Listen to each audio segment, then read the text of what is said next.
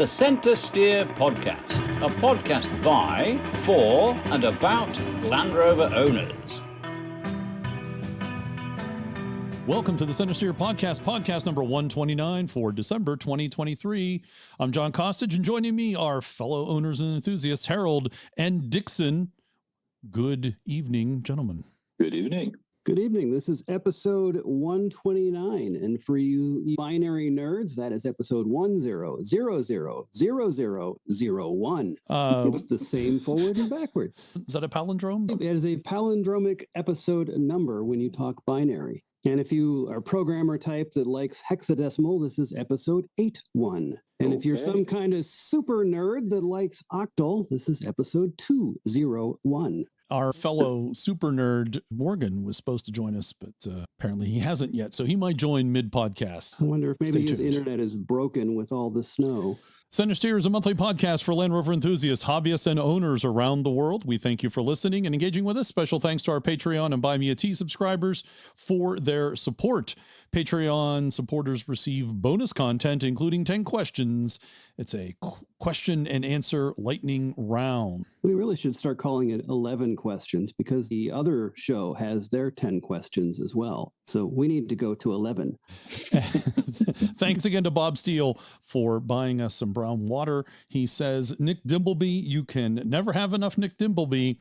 Unicorns, it just doesn't get any better than this. Brown water all around. Thanks, Bob. Thanks, Bob. Thank you, Bob. This month, we have two guests. Jeff ARONSON, editor of Rovers Magazine, returns for his annual visit to review the year in Land Rover, especially here in North America. We have a lively discussion about the 75th year, the JLR rebranding, and enthusiasm about Land Rover. That enthusiasm has led to new clubs being formed, including our other guest, Nate Kitts. Nate tells us about the Carolina Trail Rovers and the plans for the future of that new club. All right. After 10 years of podcasting, I finally made a mistake on the podcast. I announced last podcast an Instagram giveaway for Knightsbridge Overland seat covers. I purposely planned to post the podcast and give myself a day to make the Instagram post. I uploaded the November podcast and then completely forgot to post Instagram. Whoops. Yeah, the giveaway is still happening and is active now. You're sure about that? Mostly.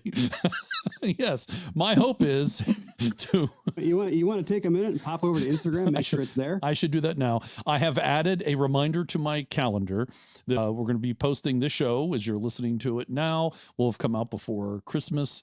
And I immediately after posting the show, I want to put up the Instagram post for the giveaway.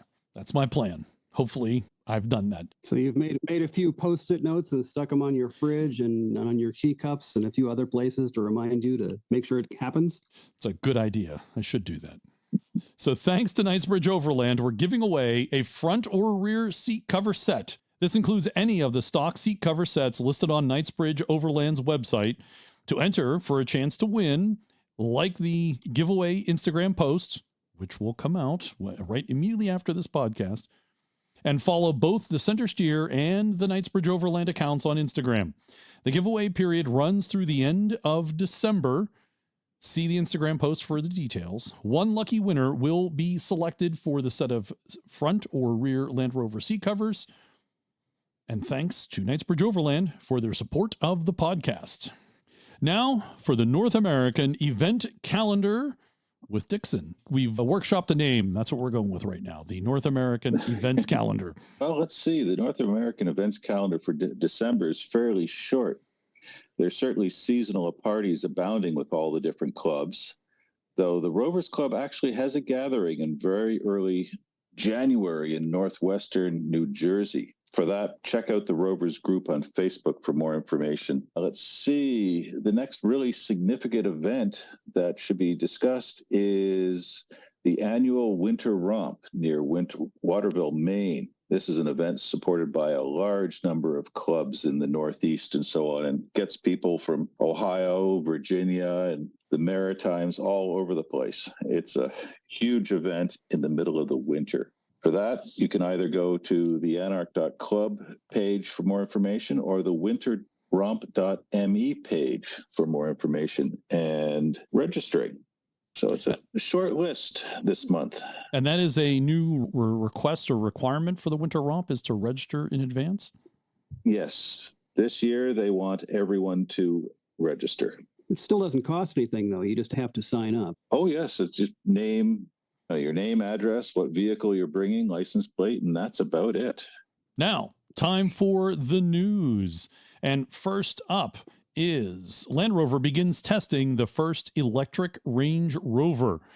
This is from Autoblog. The first electric Range Rover is around the corner. The company, which is in the process of morphing into a sub-brand with Jaguar Land Rover, has started testing pre-production prototypes, and it released preliminary details to give us a better idea of what's in store.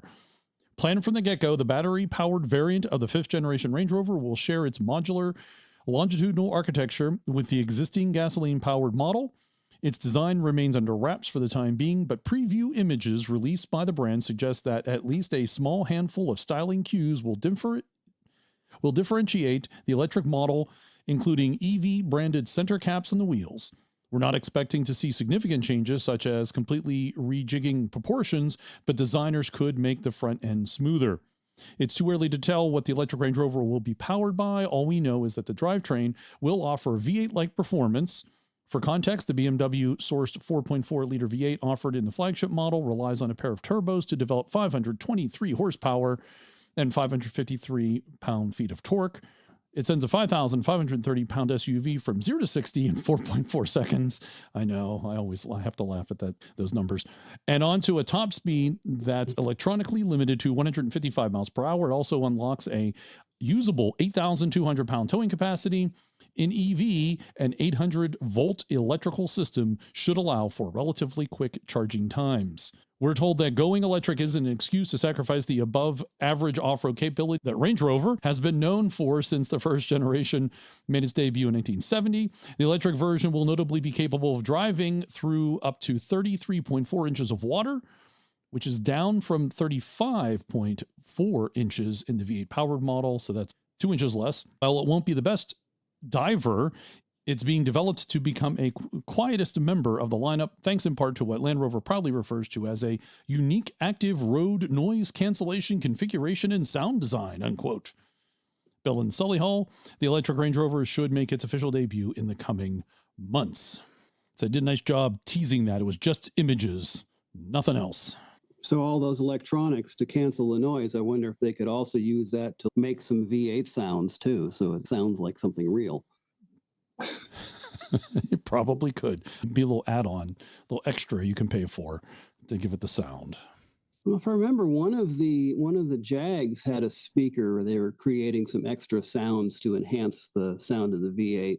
But I note the decreased weighting depth now with a petrol or diesel version.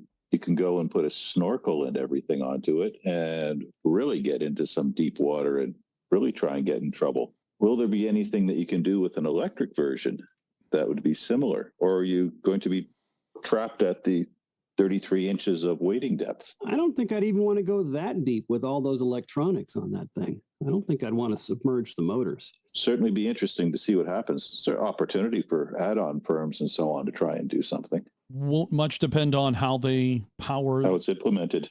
Yeah, if they have 4 motors at each wheel, or do they have a motor on each axle? Maybe have small little snorkels for the motors. So they breather tubes would do it. Yeah. Yeah. Because it doesn't actually need volumes of air. It's not an engine, but you'd have to seal it. But then keeping them cool is the tricky part. We'll soon find out. Yep. Not long now. Next up, Range Rovers are plummeting in value because they've become so easy to steal. And this is Yahoo Finance. The theft of Range Rovers luxury SUVs operating under the the Jaguar Land Rover brand, I like how they phrase that there, has soared in recent years as criminals have found new sophisticated ways to hijack the vehicles, which command a starting price of over £103,000. This is a UK-based article for clarity. Thieves' methods include a relay attack where criminals intercept a signal between a vehicle and its key to unlock the car and drive off. So that's the problem with the way Land Rover has implemented their keys system with getting it out of the vehicle and starting. It's like people used to do with garage door openers 30 years ago. Absolutely, yes. Data from the UK Driver and Vehicle License Agency found that nearly 1 out of every 100 Land Rover branded cars was stolen last year. That's 3 times as much as the next most stolen vehicle brand, Mercedes-Benz. Again, this is the UK. A wave of thefts in the UK, a county of Staffordshire, prompted local police to put out a warning to owners to take extra measures to protect their vehicles, including put clamps on tires and steering wheels. There are also countless articles in the UK tabloid papers advising drivers how to protect their SUVs. Widespread knowledge of the thefts has also made the cars nearly impossible to insure in major UK areas. Analysis of insurance comparison websites by The Telegraph and The Independent found it cost drivers at least £20,000, $25,000 to insure a Range Rover in outer London, while it wasn't possible to receive a quote for a vehicle in the center of London. A representative of Range Rover operator JLR said it had been working with providers to develop bespoke insurance for its drivers. So in other words, basically, they've become the Kia of England. It does seem to be that way. Like it. Yes. And this has resulted in the value and cost of used Range Rovers to drop significantly. Well, yeah, too. Nobody wants to buy something that's going to get stolen next week and that they can't insure. You imagine coming out and putting a boot on your Range Rover, your own. I don't see that happening. They could always go back to the old-fashioned way of using a key that you have to turn in an ignition. What? What do you mean? What do you mean, a key? Or pull a few fuses out. The poor man's anti-theft. Yes. And next is Land Rover Defenders from the Trek off-road competition can't catch a break, leading to recall, and that's a play on words. The recall impacts 121 examples of the 2023 Defender 130 that was modified by JLR North America for the Trek off-road competition that hosted by the company. This year's competition was held at Hidden Falls Adventure Park in Marble Falls, Texas, and featured 109 teams of Land Rover retail employees from the U.S. and Canada. All vehicles used in the competition were given identical modifications. Notice and a part identical failures. A recall notice revealed that JLR North America did not reinstall the brake calipers as per the published repair procedure. What this means is that there is a risk the calipers could detach, reducing braking performance and possibly causing structural damage to the wheel, plus obviously increasing the risk of a crash. As part of the recall action, JLR will remove the brake calipers on impacted vehicles and reinstall them using the correct procedure. The fix will be performed free of charge. Hopefully they'll be able to fix this before the vehicle is actually impacted. I'm glad it's free of charge, because if you take a look at Facebook lately, just interesting how folks are coming into the repair cycle coming into the servicing cycles for the Defender and just kind of questioning the costs. Well, these are people who are new to the brand. Mm-hmm. Exactly. Haven't had to do the service on an LR4, haven't had to do the service on a Range Rover. And next, Land Rover Defender inspired Ineos pickup truck finally coming to America. So Ineos Automotive has confirmed that the Grenadier Quartermaster, the pickup truck version of the Grenadier SUV, is coming to North America in early 2024. The information came with the British automaker's announcement that it had already started building the pickup in its former Mercedes-Benz owned manufacturing facility in France. The Grenadier Quartermaster is the biggest model in the Grenadier lineup, with an extended 127-inch wheelbase, 12 inches longer than the SUV. That extra hunk of metal at the back allows the pickup to carry up to 1,676 pounds of payload. In the U.S., the price of the Grenadier's SUV starts at $71,500. Once the Quartermaster arrives stateside, we can expect it to start under $70,000 based on the difference in pricing between the SUV and the pickup from its home country. There's more you can read about that in this article. One thing of note, there is no mention of the import tax of 25% that the U.S. applies to pickup trucks. So I don't know how that's going to be factored in, or if it will be eaten. I doubt that's going to be eaten by Ineos. Pair of reusable seats in the back with a little fiberglass shell over it. Maybe. I can see that. They recycle and send back for the next one. Some jump seats. Yeah. I would be surprised if they're going to go and put say here $71K for the thing, and then you show up at their showroom and then there's a 25% tax on top of that, let alone your destination state and local tax. Yes, a destination charge. A ridiculous destination charge. Just a charge of $20,000. No, it's a four-door. Maybe they could classify it as a station wagon or something like that. Well, an SUV is a station wagon here in the U.S. That's technically what it's considered.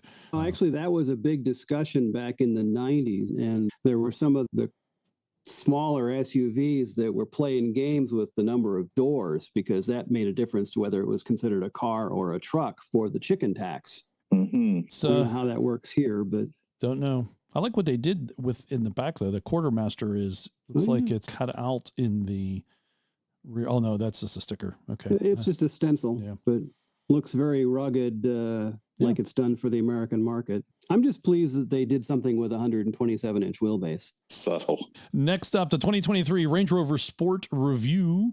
Minimum input, maximum output. I'm not going to read the whole article. If you're interested in a Range Rover Sport, you might want to check this article out. But I'll give you the pros and the cons. Pros: solid ride, hushed interior, gorgeous materials, punchy powertrain, techie new looks. And the cons: poor driver assistance systems, questionable initial quality, frustrating start-stop system, underpowered compared to competitors. Frustrating start-stop system seems like a redundant statement to me. I think all stop-starts are frustrating. Yeah, I've seen that mentioned on especially for Defender owners, new Defender owners. For those of us who are like in the business of diagnosing intermittent drivability problems and engines that stall, having it do it deliberately is very disconcerting. And the way they set it up to disable it is usually just for one cycle until you turn it off. And then if you turn it back on again, then it automatically re-enables it. Next, the new Range Rover Evoque 2024 review. I'll read a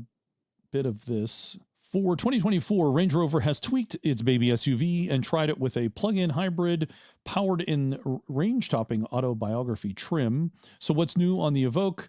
It's a subtle update. There are exterior changes. You'd hardly call this a facelift. There's a new front grille, slimmer headlight and taillights, adhering to Range Rover's new reductive design approach. The front end also features revised pixel LEDs with new matrix dimming technology. It seems more effort has been put into giving the interior a refresh. They swapped the dual screen display to a larger single touchscreen in the middle of the dash. Whereas before you'd find a 10-inch unit above a smaller climate control panel lower down, everything now is bundled into the new 11.4-inch touchscreen. So the screen has gone to 11. Nice. I think they've standardized on that 11.4-inch screen because I think that's the same size they use in the Defender too. And it would make sense to have fewer line items in their purchasing, but I think just getting all the functions bundled into one screen just makes the interior a little less busy. Although folks want to see switches again, so that you may see that down the road, them switching that back to having buttons for the climate control. Yeah, that's one of the coolest things about the Grenadier is all those switches. Yes, it is switch happy. More switches than you need, which allows you to add stuff later and use the switches. Next up, Land Rover Defender 130 Outbound 2024 review. And the subheading here is Goodbye Extra Seats, Hello Enormous Boot. This is out of the UK.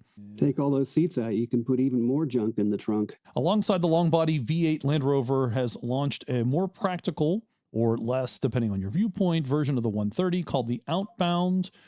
It's only available with the D300 diesel engine. Now that's in the UK, and ditches the standard 8 chairs in favor of a 5-seat layout. If you wanted your 130 to double as a van, then the headline figure of 2,516 liters with just the driver and passenger seats in place may be of interest, and that's what this Outbound version is. Outbound spec does represent a little more than a third row seat delete, though. Land Rover calls it the ultimate luxury explorer with an unprecedented combination of luxurious interior space and all-terrain capability. Being a strict 5-seater, the normal Defender 130's rearmost side windows have been replaced with opaque paneling between the C and D pillars. Over-the-shoulder visibility is restricted as a result, but not dramatically so. Of course, if you have the clear sight review mirror, that should not impact you at all. So this is a Defender sedan delivery. Pretty much, and did some actual pre-podcast research and found the Outbound edition is also available or will be available in a 2024 Land Rover Defender in the U.S. I wonder if the aftermarket is going to provide shag carpet for that area in the back and little porthole windows, maybe. There you go. Need a crescent moon, yes. Or even just round portholes. It's actually kind of looks a little bit like the commercial version that had been talked about that they get in the UK that we don't. Yeah, except that I think you're paying more for this edition than you would for a regular one. Absolutely. Oh, yeah. And the whole idea with the commercials is you pay less because they take stuff out. But in this case, you pay more. And looking at the US version, there's only 4 colors, really. Then they're all... And they're all basically the same color, just in different shades. Yes. It's only available in grayscale. Probably a smart move on their part. The cool thing about that is you take pictures of your truck, you can print them out with a laser printer. Think about the wrap opportunities, because then you now have that space in the back there, that panel. Oh, yeah. You can add to the wrap. It is a big blank canvas. Next, more special edition versions of Land Rover coming out, which you'll hear more about when we talk to Jeff later in the podcast. This is an example of what Land Rover is doing, is having these special edition vehicles that are very concentrated in very specific areas. For example, in Australia, they have a Land Rover Defender special edition that makes waves. JLR Australia celebrating the Pacific coastline of Australia and our surf culture with a special Land Rover Defender. Just 15 examples of the Pacific Blue Edition Defender 90 will be available, priced from $129,976 Australian before on-road costs. The special edition is unique to Australia and is based on the base model Defender S with the D250 3-liter inline-6 twin-turbo diesel. The special edition has a Pacific blue matte finish, a white roof, white grille headlights, white accents on the door handles, and white 18-inch steel wheels with all-terrain tires. Land Rover is also providing customers with a custom Defender surfboard, a black side-mounted gear carrier, fixed side steps Aqua Sport carrier, a portable rinse system, black roof rails, as well as a tow hitch receiver and locking wheel nuts. Inside the special edition model includes white elements on the steering wheel and door panels. It also features white powder-coated dashboard, 12-way power adjustable heated front seats finished in ebony leather, and upgraded Meridian sound system. Each model will have a unique 1 of 15 badging. I think it's a good-looking color. It's a very good-looking color. Yeah. Now, I would hope that this special Australian edition, given it's going to be near the sea, one that's going to be saltwater sea, as everything has been galvanized in it or very well painted. Well, North American road salt is not part of the corrosion warranty for Defenders, which is, considering what our roads look like, I look out my window and I'm not sure if the road is white from the snow or from the salt. What starts white from the snow, then it ends up for 6 more weeks being white from the salt. It's a good-looking vehicle. My question is, this is Pacific Blue. Does that mean it's only going to be sold on the one end of Australia that borders on the Pacific? Will they be coming out with another version that's Indian Ocean Blue for the other end of the country? Time will tell. Just like the chassis. Time will tell. There's only 15 of them. They can't spread them out too far. That's right.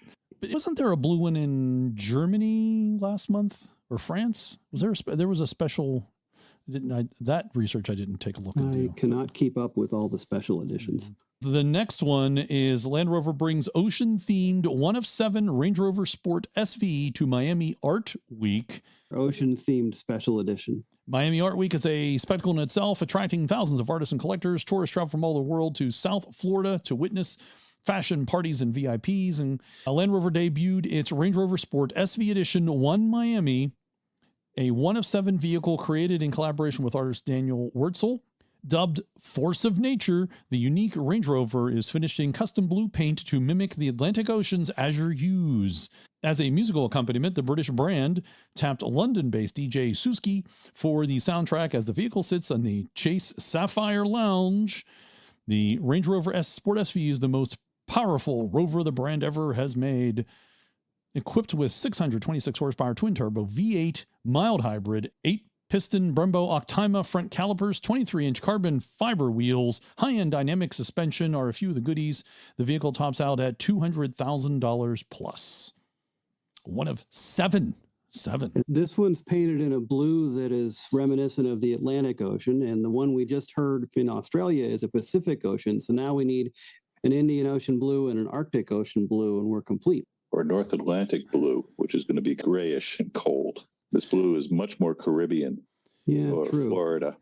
And finally in the news, it's December, so it's a short month of news. Also, we're recording earlier than we usually do in the news segment. Up for auction is a 1991 Land Rover Defender 110 pickup truck. Bonhams is selling this or has it on auction. It's a 1991 Defender 110 pickup.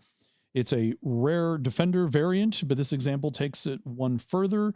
It's also has an original factory V8 powered vehicle. The vehicle, as I said, is a 110 pickup variant. It's powered by the factory fitted Rover V8. It was delivered new to the UAE, but used only sparingly in the intervening years. It ended up in France with a new owner and fewer than 50,000 kilometers on the odometer, which is about 31,000 miles. This Defender is finished in classic green over a black and green interior with black carpeting, black and green door cards.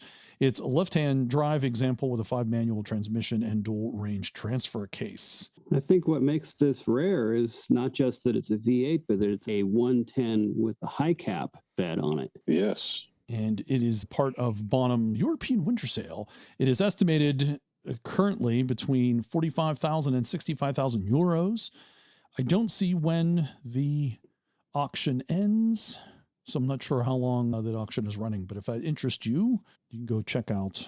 Yeah, if you check out the Bonham's page, you'll see they've got a lot of photos, including the interior, which it looks like every Defender. Yeah.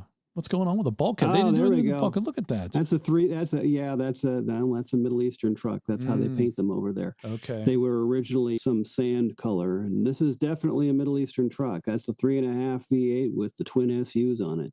And that ridiculously huge HVAC system that usually catches fire. And of course, on the podcast, as we always do, especially if you're in North America and you purchase one of these vehicles, we're happy to give it a test drive for you and check it out and see how well it goes. So that's always an offer we do make available to all podcast listeners. Well, it's been a short month for news. I'm certainly hoping that for January, we're going to have a lot more to go and see and hear about. We look forward to the all-electric Range Rover. Hopefully that'll be announced. I would suspect that we'll have more to talk about in January, since we're actually recording this episode earlier than in the month than usual. So there's a little bit of December happenings at the end of the month that will get caught next month. I suspect not much will happen in the 2 weeks, usually for the usual holiday. You never know. You never know. No. Yep. Things do happen. Didn't the new Defender get announced in between the holidays in 2019? I believe it was like right after Christmas, wasn't it? It's my recollection. But you're right. It is a short month. So that is the news for December. And now welcome back to the Centresteer podcast. Once again, it's time for Jeff Aronson, editor of Rovers Magazine, to join us for the year in Land Rover. Welcome, Jeff. Thank you very much, John, and hi to everyone. And where are we talking to you from today? From what I refer to as the east wing of the house, because there's only an east and a west wing. There's only one wing. There's two wings. There's an east wing and a front porch. Exactly. Behind the securely latched front door, it's nice to have that, and in front of a wood stove from the island of Vinyl Haven in Maine. With a nice fire going in said stove. Better fire going now, yeah. I wish I had hit record sooner. I could have got you saying, hang on, I need to go throw wood on the fire. So maybe that might happen. Actually, what he did say it was, give me a minute. I need to go get some wood. Yes, unquote. Insert whatever reference you need to there. Jeff, we like to have you back at the end of every year to talk about the year in Land Rover. And what a year it has been. This is the 75th anniversary of Land Rover. What's your top headline for the year that was the 75th?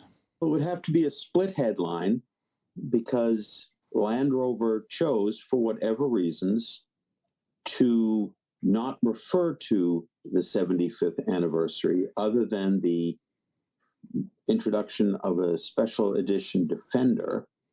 And in turn, on the opposite side, the declaration by the recharged and reformed Association of North American Land Rover Clubs, of which one of our hosts here, Dixon Kenner, was intimately involved. John, as were you. as members of the board of directors. If anything showed Land Rover North America that there is a tremendous enthusiasm for the Land Rover name and its implications in our lives, that was it. 1,000 people, 500 vehicles from California to Maine. Quite special. So tell us more about the Jubilee. What were your impressions of the Diamond Jubilee? Well, I have two sets of impressions that I would share. One was the spectacular capacity of an all-volunteer group to pull together over, and correct me here, Dixon, you would know this better, what I'm guessing is a 15 or 16th month period in which virtually everyone who made a commitment to get something done under their jurisdiction for the event actually came through and got something done. And the end result was that, as delayed as Land Rover North America was in choosing to join in, that once they saw how effective the planning and implementation was going a month prior to the event, they decided to jump in. And that is a testament to the incredible amount of work by, I'm going to guess, maybe 100 people total in pulling the event off with so many multiple activities going on at once.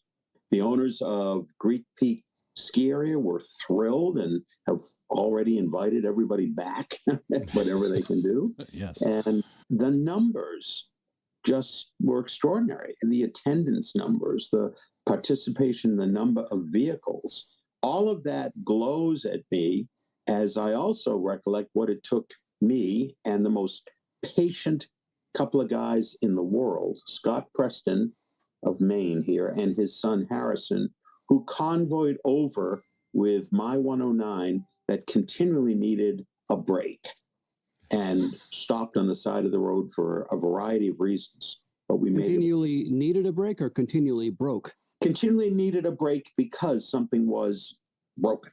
Okay, so D, all of the above. It needed a rest, just a little bit of a rest, Yes. Yes, I have two sets of memories. One is breaking down quite far from home and up in a place I never heard of in upstate New York, and in several other locations. And then on the plus side, just the amazing capacity of a large volunteer group to pull together and seamlessly run the event. It was extraordinary. So tell us a little more about your trip. So you brought your 109, and how long did it take you? Was this as epic as Steve Owens' Series 1? But my understanding is that Steve Owens' 101 actually made it.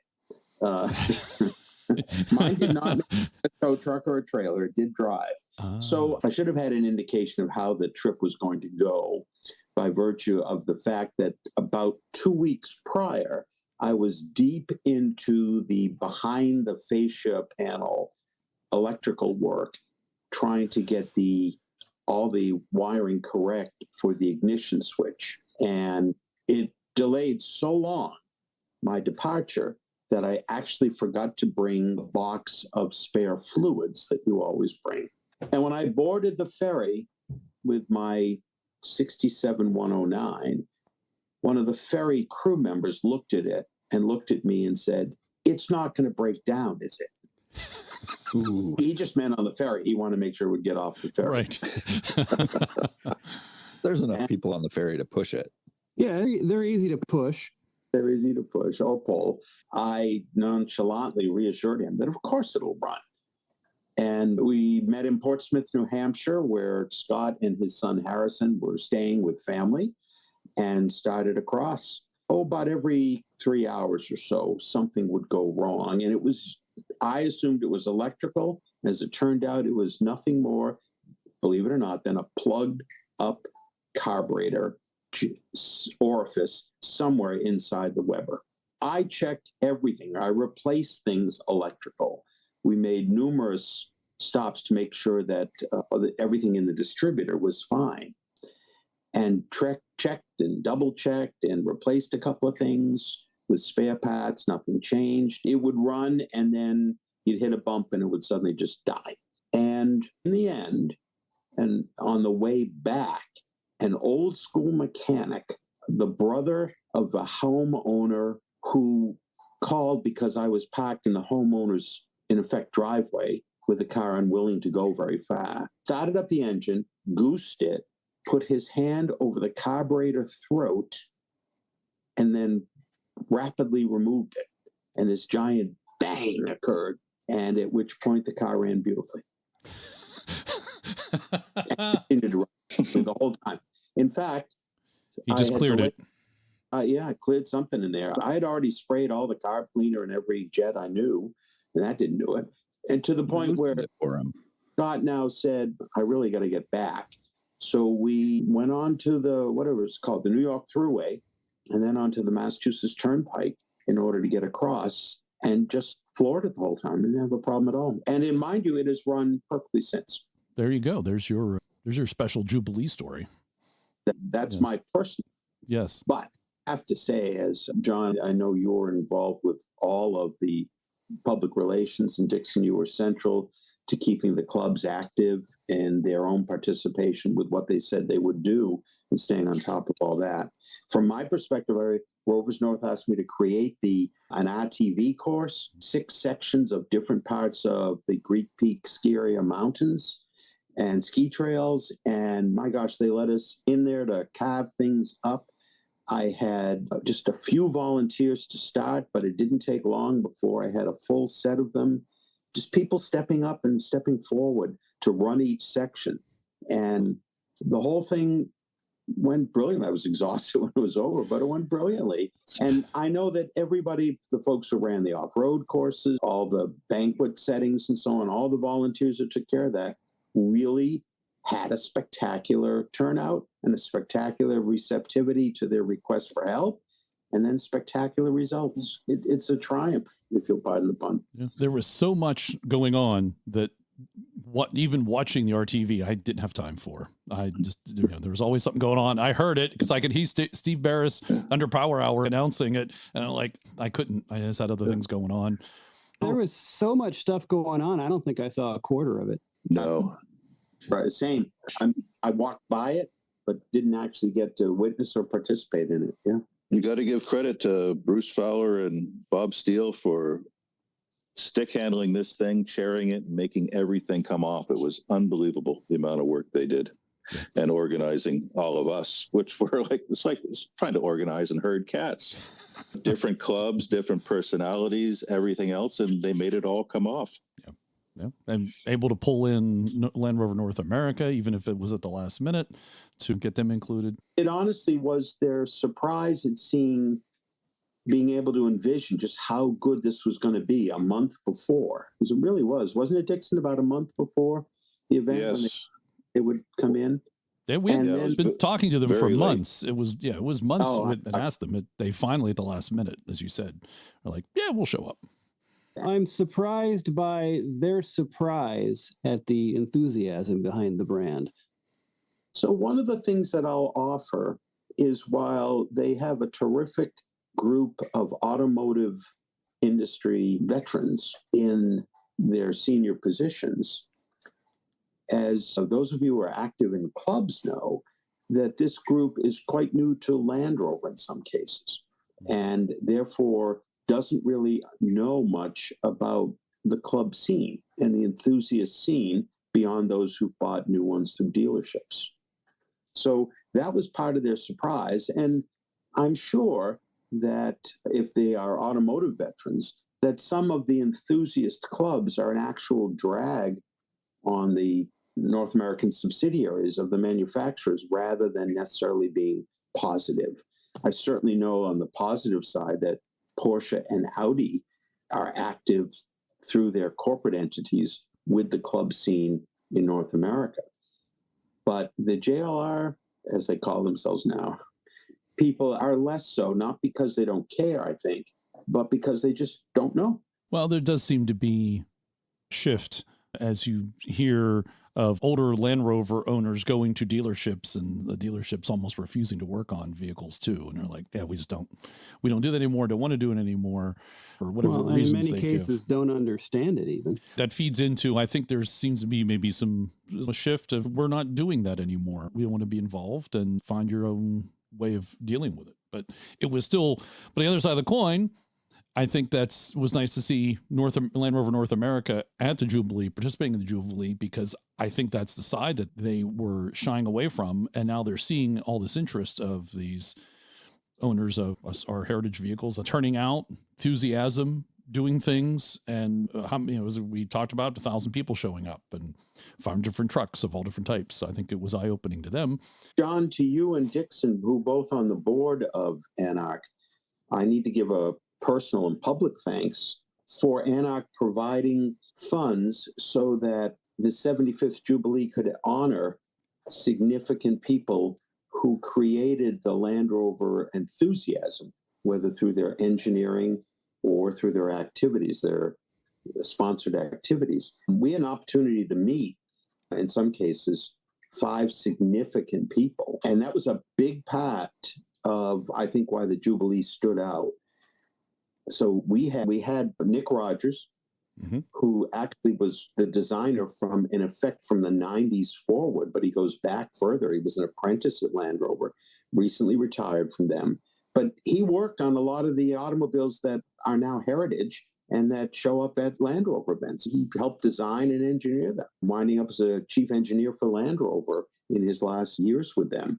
We had Nick Dimbleby, who Dixon, Ottawa Valley, brought to your birthday party this year, the famous photographer for Land Rover and the author of just a brilliant Camel Trophy coffee table book, but with terrific information and insight throughout, in addition to gathering all the photos that he did for it.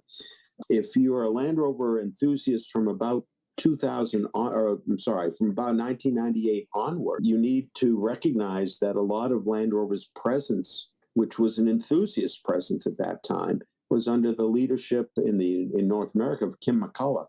She was also one of Automotive News' 100 most significant women in the auto industry for a couple of years. Much of the connection that was made to bring enthusiasts across models was through Kim and her efforts at Land Rover North America as eventually the brand vice president for the company. Daphne Green, for whom every Californian needs to thank for keeping off-road access available in that state through her state government work. But Daphne, of course, was the only female to show up on a Camel Trophy team for the U.S.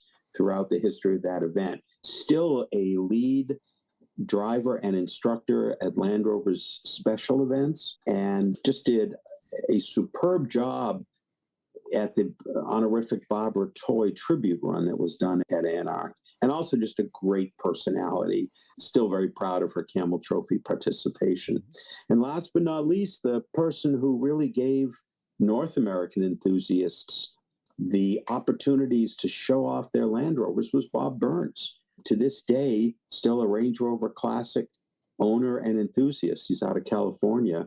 Showed up all over the country, creating all the special events that Land Rover did from the days of the Great Divide expeditions, the first one, right up through his departure, which I think was in 2018 for Land Rover. Still a big enthusiast. To be able to honor them and to be able to mingle with them was really very special. ANARC did a great job in providing the funding for them, and they were hugely appreciative of the honors they were given. And I think they were just as surprised as everybody else at how many people were there and how many trucks. And they definitely had as good a time, I think, as everybody else did.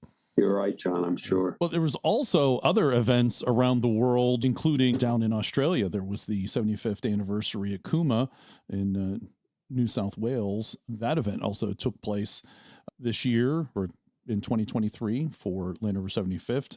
I don't think any of us attended, unless you did, Jeff. But it's good to acknowledge it. It was a radar screen. I know that David Short, the president of the Roadrunners Virginia, dabbled with the idea of going over. Yes. He's so excited about that type of activity. But Nick Dimbleby, Nick Dixon, your guest, did he speak at the birthday party? The OVLI Yes, he did. And like at ANARC, a fantastic speaker and just shared all sorts of interesting things of that. You just don't get out there with your iPhone and start taking pictures. You actually have to think about what you're doing, and started to give people some hints on simple things like change the angle. Don't stick the phone up in front of your face and take a picture. Go and think about where you're going to go. Simple things like that. It was fantastic. Great that he shared all of this at 2 events, and hopefully he comes back to others. He loves it. He loves to come to the States. And I know that Nick rode with Mike Bishop. Now, Mike Bishop is the public face for JLR's Land Rover Classic operation. And Mike also wrote a wonderful book about Arthur Goddard, a Land Rover employee at the Solihull days, who in turn retired to Australia, but he was significant in the engineering of the Series 1. And Mike, as a huge Series 1 enthusiast, Dixon, is this correct? I believe there are quite a few Series 1 still around in Australia. There's a tremendous number of them there. The climate, they don't have the salt and snow that we have in North America. Yeah. Mike and Nick rode together, I think, across much of that. Is that correct, Dixon? Yes, it is. Yeah. There's also a good number of videos that came out from the Kuma event, which I'll have to track down some links and put them in the show notes. There's a 10-parter. I think last one I saw was number 9. I think there's one more to come that's worth checking out just to see the activities and the parades and the trips that they took. I think our friends over at the other podcast went to Kuma. So they might have some more info. Yep. Yeah. I think you're right. I think Steve went. Ike's a huge Series 1 fan. So. Yes. Really? Never would have known. And yeah, that actually, you bring that up, Harold. That was another thing wanted to acknowledge was Steve and Ike over at the Underpower Hour. You know, they did a lot for the Jubilee and for other events this year, and it was nice to pair up with them at the Jubilee. So that's a personal thank you to them for including us in their activities. They did a lot to publicize the Jubilee and I think increase attendance. So thanks to them. Hats off. Indeed. And it was also nice to be able to see Steve McQueen's Series 2 that otherwise wouldn't have made it to this side of the continent. So. Absolutely. The last time that was shown was at the 4x5 festival that was at 2020 or 2019. I think that was right before the pandemic started. I think that was like a month or two. Yeah. It was out at Coachella. Hugely attended. There were like 9,000 or 10,000 people overall there. That's where I first met Mike Bishop, and they had also flown over a Velar prototype of the 1970 Range Rover. JLR, then Jaguar Land Rover, did a great deal to foster enthusiasm around all the years, the 73 years or so of Land Rover at that time. I think they were trying to reinvigorate the buzz for the brand in advance of introducing the new Defender. That's thoughtful, probably. And that was part of the switch to activities and not necessarily just going off-road or overlanding, in an activity vehicle. Yes. And most of the participants at that event came because either the U.S. Equestrian Federation was involved, Outside Magazine was involved. Social media influencers. Yes. Yes. And to that point, the fact that they got 10,000 people to that event and we got 1,000 to Greek Peak, they know the effort of making an event like that happen. And it's good that we were able to hit 10% of that ourselves without all the work that they would normally have to put into that. So I think that's probably very eye-opening to them as well. Yeah. Now that festival, I remember, drew from its location, drew day trippers rather than people staying over in great numbers. There aren't that many lodging facilities in that area. And you're competing at pretty high prices for the ones that are there or for Airbnb or VRBO housing.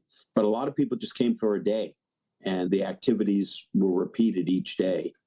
It was very special. And but at the same time, it seemed to be the end of JLR celebrating much. Yeah, that's actually one notable item from the 75th year is what Land Rover did not do to celebrate their 75th year. And especially considering how much they did to celebrate the 70th. It's like they got to 70 and then they just hit the brakes. And it's seemingly all other past years, there was always some celebration. They used to have World Land Rover Day, which was April 30th. That was, as just for those who maybe aren't familiar, was April 30th, 1948 is when Land Rover debuted at the Amsterdam Motor Show. And that eventually became World Land Rover Day. And we're thinking coming up for the 75th, it's going to be the biggest World Land Rover Day ever. And nothing. There was that's when they dropped the bomb that they're ditching the brand, the name. So I'm still upset by that. The way they JLR Day doesn't carry the same weight. And I'm still upset by that. The way they made that announcement and when they made that announcement and how they did it, of saying they're rebranding to JLR from Jaguar Land Rover and going to the House of Brands. And they did it on the 29th, maybe it was like the day before. Yeah, it was Land Rover Day Eve. And nothing after that. Even if they had waited a month and put up a birthday cake and say, yay, let's have World Land Rover Day. And then the next month we're reading. It'll be what? House of Brands Day? Like House of Pancakes. Yeah, it's the House of Brands. Yeah, that was like a kind of, in my mind, a little negative on the 75th side, is this rebrand just was, I don't think, there's no consideration for the heritage classic enthusiast owners. So I'm going to suggest just for talk here, it appears to me that this is a groupthink amongst automotive manufacturers. And I turn to what Hyundai has done, to the annoyance of its dealer network, which is to say that we're going to create a new brand of Genesis. So to the point where some Hyundai dealers aren't being allowed to carry the Genesis model. I think Volvo is doing something similar with the Polestar electric vehicles, urging that there be a separate set of franchising. It's a scare for Volkswagen dealers right now that whenever the Scout name is revived as an electric vehicle, that it will be a different franchise network, or they won't be able to have an off-road oriented vehicle in their showrooms unless they also pick up a Scout franchise. It's been my experience in covering the automotive world, if you will, that groupthink occurs, whether it's in styling, engineering, marketing, and this whole idea of having model names become their own brand, I think reflects the idea that in social media oriented marketing, that you and or your clothing and or your personal preferences, makeup, style, etc., you are your own brand instead of being part of a larger enthusiast group. And it does seem to me that's what's happening, and that Land Rover corporate in the UK bought into this idea. So I'm intrigued with what it means to rebrand, because it's never inexpensive to do. If you guys are following what's happening in the Range Rover side of the mark, you realize that Land Rover is choosing to create, or JLI is choosing to create, Range Rover houses where they do pop-ups in fancy or very modern looking houses in different chic locations around the country and around the world, actually. So there's one in Paris recently. Range Rover Sport has created a special model for the Miami Art Week that's going on right now. And if you read the press releases that Land Rover has put forward about it, it has nothing to do with the reason that most of us would enjoy a Land Rover Sport and its driving capabilities. This has all to do with it being representative of a certain style, and they're linking the art world and the automotive world to this way. What's the luxury connection, I suspect? It's more, yeah, it is in one sense, but it's more as the vehicle that if you are not really a driver, why might you want one? So if you are a creative person and you're looking for a vehicle, how do we reach you? Because most creative people who aren't in the woods in Maine, for example, are actually living in urban areas. So why should you have a vehicle at all? And why should it be a Range Rover Sport? So it's a reach out to the creative types who attend the Art Basel in Miami this week. And these are the kinds of people that respond to status symbols, of which the Range Rover definitely is. It's extending what the status meant. And I don't know if it's really going to accelerate the Range Rover Sport in the US because it's still the largest selling model. I'm not certain why they're reaching out that way, but the special edition undoubtedly costs far more than the standard Range Rover Sport. It's an SVR to start with. And I think it's a unique color, a bespoke color. Watch my language. And I need to give it the full credit. But if you guys go on, just check out the YouTube presence that Land Rover has promoted for the Range Rover Sport Miami Special Edition. And just look at it. It has nothing to do with driving up the side of a waterfall in Iceland. Remember that special event? Mm-hmm. Well, that spoke to driving. And people really had to drive on. This has nothing to do. The vehicle's not even moving. The air above it is moving. Form and function are moving in your mind, but the vehicle's sitting still. Now, if it were the case, my 109 sitting still, that I would understand because it's sat still for many occasions on the trip over to the 75th anniversary. In the case of your 109, the air above it would be moving and the oil underneath it would be moving. As part of the rebrand and moving to this house of brands strategy, Defender now has its own house. And that's where I think you're in discussing about the Range Rover taking out its niche. It looks like Defender's doing the same thing, specifically having Defender Service Awards, which I think supports that notion of having its own. It had Destination Defender events. They have the Defender Service Awards. And I think that's the active remnants of overlanding and trail riding, I think, is where that's being funneled into the Defender side. It's the distant descendant of the notion that the Land Rovers were bred for doing important things. And a wide variety with the same vehicle. In the case of the Defender, JLR has created Destination Defender. This was the second year of that publicized public event. The Land Rover logo never appears at that event, or the trademark never appears at that event. It is simply the Defender in the new script, the new typeface that says Defender. This one, the first one was in Saugerties, New York, upstate New York, at an equestrian farm. So camping was encouraged. The enthusiast community received requests through Land Rover Corporate to see if we could get more of the enthusiasts to attend, and the turnout was terrific. It filled every campsite they had. For this year, they went to Austin, Texas area, about 2 hours east of Austin, to a resort ranch, the Iron Horse Ranch, 2,000 acres of property. The spread was so great that they actually had to hire a fleet of golf carts and quads to actually get people to the various activities at the event. So it was not one that you could easily walk. I did one, it was 15 or 20 minutes just to get to one of the activities by a walk. And it rained the whole weekend. That said, that seems to be a Defender, a Destination Defender activities rain. It would not be a Rover gathering without some rain.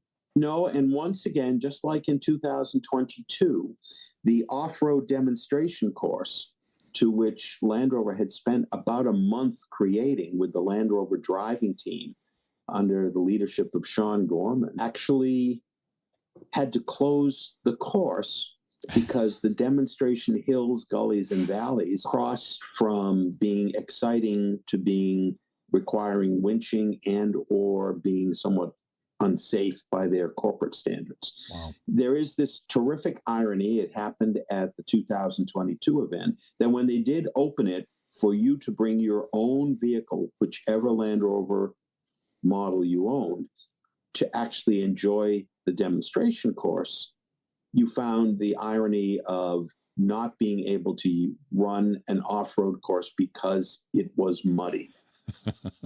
So it went from good to epic, and they just couldn't handle that. It would have been epic in the minds of everyone, and everyone who was there would not at all have minded if they had to winch out. It truly was quite much. So that means next year's is going to have to be up in the Pacific Northwest then to ensure there's rain.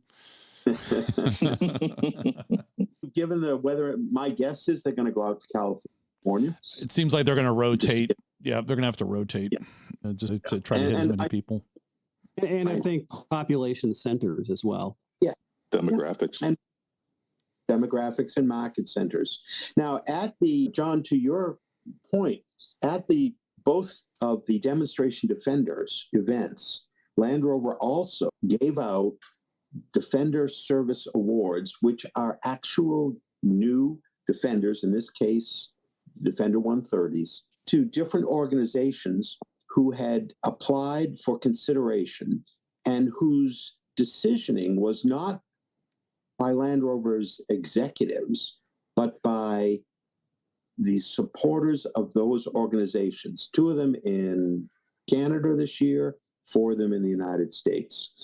I've had the pleasure of interviewing the winners of them, as well as some of the finalists who were at the actual Destination Defender. Courtesy of JLR, they actually flew them out, representatives from each of the finalists in each of 6 categories. And their thrill for their organization at having a new Land Rover to do the kind of Defender, to do the kind of purposeful work for which we all believe our Defenders are capable of. Or you can say it, Jeff, important things. Important things. The Land Rover would not accept an award because it was too busy doing something important. Somewhere for someone. Thank you, Richard Hammond. Red.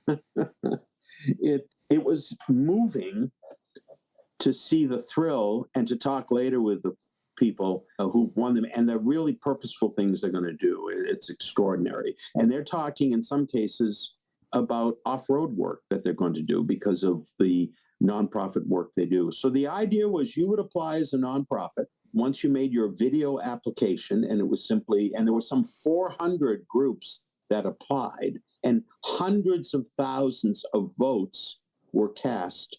400,000. Hundreds, multiple hundreds of thousands, yeah. I voted 3 times each day. And you could. That was legit. This is not the US voting rules. You can do that. And yes, I voted as well. And the thrill of the people stepping up to accept the key, they did not know it was done Oscar style, Academy Award style. Cool. Open envelope and off. Video links were in place with each of the finalist organizations.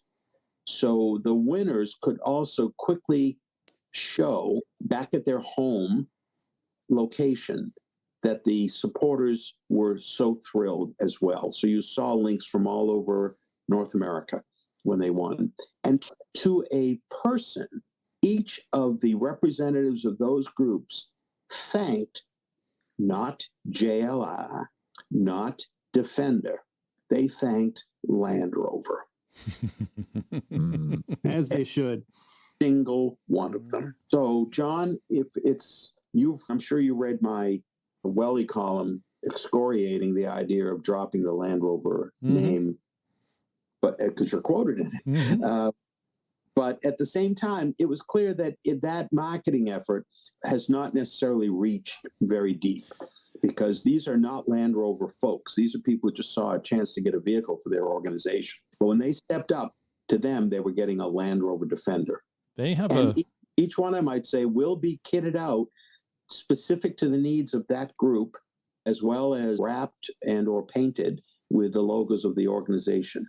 They're really quite thrilled. They'll be brought to one of the Land Rover Experience schools. I'm going to guess it'll be the Biltmore again this year, and so that they can actually learn how to usefully drive the vehicle. That's excellent. That's great. That's great. Yeah. That is a good thing that they're doing on that side of the house. It's a great thing. And Absolutely. It's the second year. And I want to say it has terrific support. It's the third year. Third year, thank you. You're right. Yeah, Destination You're right. Defender is 2, and then the Defender Service Awards is the third. Yeah. 3, yeah. Mm-hmm. And it's a part of their heritage that they've done those sorts of sponsorships by providing vehicles to various organizations over the years. And it's really of one of the things that they could have held on to in terms of their heritage. That's obviously a really great one. Mm-hmm. If they had dropped that off along with everything else, that would have been extremely disappointing. The rebrand, I think, has if I can use the appropriate metaphor, they have a very slippery slope to get up. They're going to need some winching. They're going to need some help. Maybe a couple vehicles at the top of the hill to winch them up. I'm not in support of this rebrand, but they're going to do it. They're going to go headlong into it. I think they've thrown 75 years of a brand built and just kind of tossed it away and starting over. Folks are still calling it Land Rover. Except here in North America, especially in the U.S., when Range Rover is still considered its own thing. But aside from that, I think they're throwing away a good name. Well, just about everybody still knows it's a Land Rover. So they can change their name if they want, but people are still going to call it a Land Rover, I think. For a long time. Yeah, I think to Jeff's point, part of it is that sort of groupthink and the new social media marketing efforts, making it a style brand. Part of it is them going more upscale, but also being fairly top heavy brand wise with Range Rover. And then I also wonder whether this was maybe partially, certainly for the US anyway, a consideration because they knew that they hadn't had Defender here in the US for a very long time, and that they maybe felt, oh, we need to reintroduce the Defender and make that brand more memorable. And also here, they also already had changed away from Discovery to the LR branding. So they may have been trying to avoid some of the bad press history here in the US, but also reintroduce the Defender as a vehicle when it was here for a very short while. And they maybe mistakenly felt that they had to overcompensate for that, thinking that it just wasn't as well known here. I don't know. It was selling great without doing the rebrand. It was one of their best selling vehicles here. I don't know. Absolutely. I think that was. I still think it's short sighted. But hey, I'm not in charge of their branding activities. But I think you're taking a good name. I think you're taking a good brand that had a lot of good will towards it, and just pushed it aside. And you're going to spend another 75 years to get them back to where they were. And I think it requires the new owners and enthusiasts to do a lot more explaining to people. Because you pull into a gas station, hey, that's cool, what is it? And once you get past the fact that, no, it's not a Jeep, no, it's not a Toyota, it's a Defender. Well, what's a Defender? Now you got to tell them it's made by Land Rover. You used to be able to say, wait, it's a Land Rover. Oh, okay. And then they're good to go. But now you got to do that extra step. Yeah, you used to be able to, even with a Range Rover, say, look, they both have the green oval, or this one's got a metal oval and that one's got a green plastic oval there. Same brand. And the British like to call things by series numbers. So there's that conversation too. So yeah, the rebrand, I guess that was the negative side of the 75th anniversary on the way I see it. But good luck on the rebrand. As long as they keep producing the vehicles that can do what we want them to do. Yes. It just seemed kind of weird for the corporate to look at all the enthusiasts and celebrating the 75th. And it's like, yeah, go ahead. That's cool. We're glad you like doing that. Meanwhile, we're going to change our name. Well, remember, this didn't come out in North America. That's true. It is a corporate mothership out of the UK. That's true. It's a good point. I'm not certain that every dealer in the U.S. is behind this. I mean, I'm not certain that the local dealers who have spent all that time and money either creating the buildings that Land Rover wants and using the name in their own promotion in their regional areas are thrilled with the idea that somehow I now have to change my entire marketing approach that I've spent all this money doing that you don't reimburse me for. Yeah. You're now, instead of saying come to the Land Rover dealership, now you have to say come to the Defender dealership or come to the Range Rover dealership. The House of Defender, House of Discovery. Right. The House of Land Rover.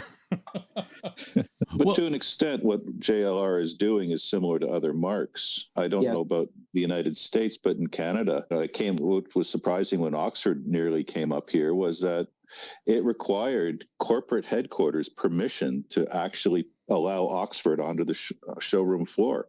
The control that is exerted over these dealers today is amazing compared to what it used to be. I have a general thought that as there's a change in propulsion for vehicles, I think the manufacturers want to see the need for less dealerships in the future. I think these are efforts to reduce the number of dealers they have and make that switch to electric or whatever newer version of propulsion is going to be had. I think at least that's my view of what the long-term strategy is. You're not going to need as many dealers. And especially here in America, where you have to buy a car through a dealer, that's federal law, that I think there's some of those dealers would maybe like to change that also. And by maybe making these changes and making these name changes, it'll shake the tree, so to speak, of clearing that way for that path where they could sell online and you don't have to, you just go to maybe you go to a center and pick up your vehicle. Or to a vending machine. It's a complicated discussion, especially when you get to dealerships and laws across the different provinces and states. But Tesla, who started the online, is now creating dealerships.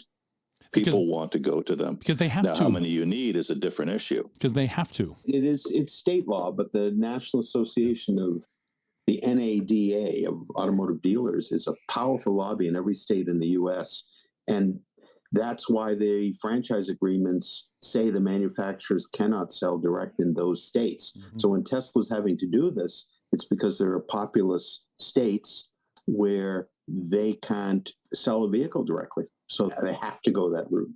Yeah, and that also creates the need for the consumers where they're saying, the only way I know of to get a vehicle is to go to a dealership. Therefore, I want a Tesla dealership near me so I can get a Tesla dealership. It ends up creating this circle. And I think the other part to John's point as the fuel or propulsion system changes, wanting to make those a little more unique, we now, with the internet and the quickness of information traveling around the country and the world, that we're no longer in a situation where the brands are okay with even sharing a dealership with other competing marques, that they really want to stand alone and they want to have that consistency across the countries and the world, where previously, if somebody just never went to a certain town, they would never know what the dealership there was doing. So they might haggle a little bit to racing stripes on your Chevy Cavalier. Yeah, they might haggle to display one marque more prominently than another, but they didn't necessarily see exactly how it looked compared to their perfect vision. Whereas now, it's very easy for them to know exactly what every dealer looks like and be like, no, we want this to be even more us. Well, you bring up a good point, because in America, the way you buy a vehicle is you go to a dealer and you pick what's on the lot effectively. Whereas the rest of the world, the manufacturers and the dealers, the manufacturers will say, here's what do you want? And then it will build it for you. Typically here, it's kind of that opposite way of doing things. You can still do that here. And people more difficult. Used to. It's not that it's difficult. It takes time to build these orders, but they're building so many to spec just to sit on the lot. And of course, people tend to want instant gratification. So they, of course, go first to what's on the lot. And the dealer is pushing what they have on the lot because they're paying for it. They've got money tied up in it. Yep. But they, of course, play the game. We'll swap. We've got a car. We can swap with another dealer to get something closer to what you want. But you can still order. It's just the order queue is competing with what they're building on spec. All of this discussion about the house of brands and the change, there is one good thing with the change of house of brands and the way this is shaking out, especially here in the U.S. We've seen an increase in attendance at events and also the creation of 2 new clubs in North America. What Land Rover's doing, especially JLR, is doing with Defender, or formerly known as Land Rover. You see more people in newer Defenders showing up at events. And this has, as I said, I think directly, well, I know has directly led to the creation of one new club, which is the Dork.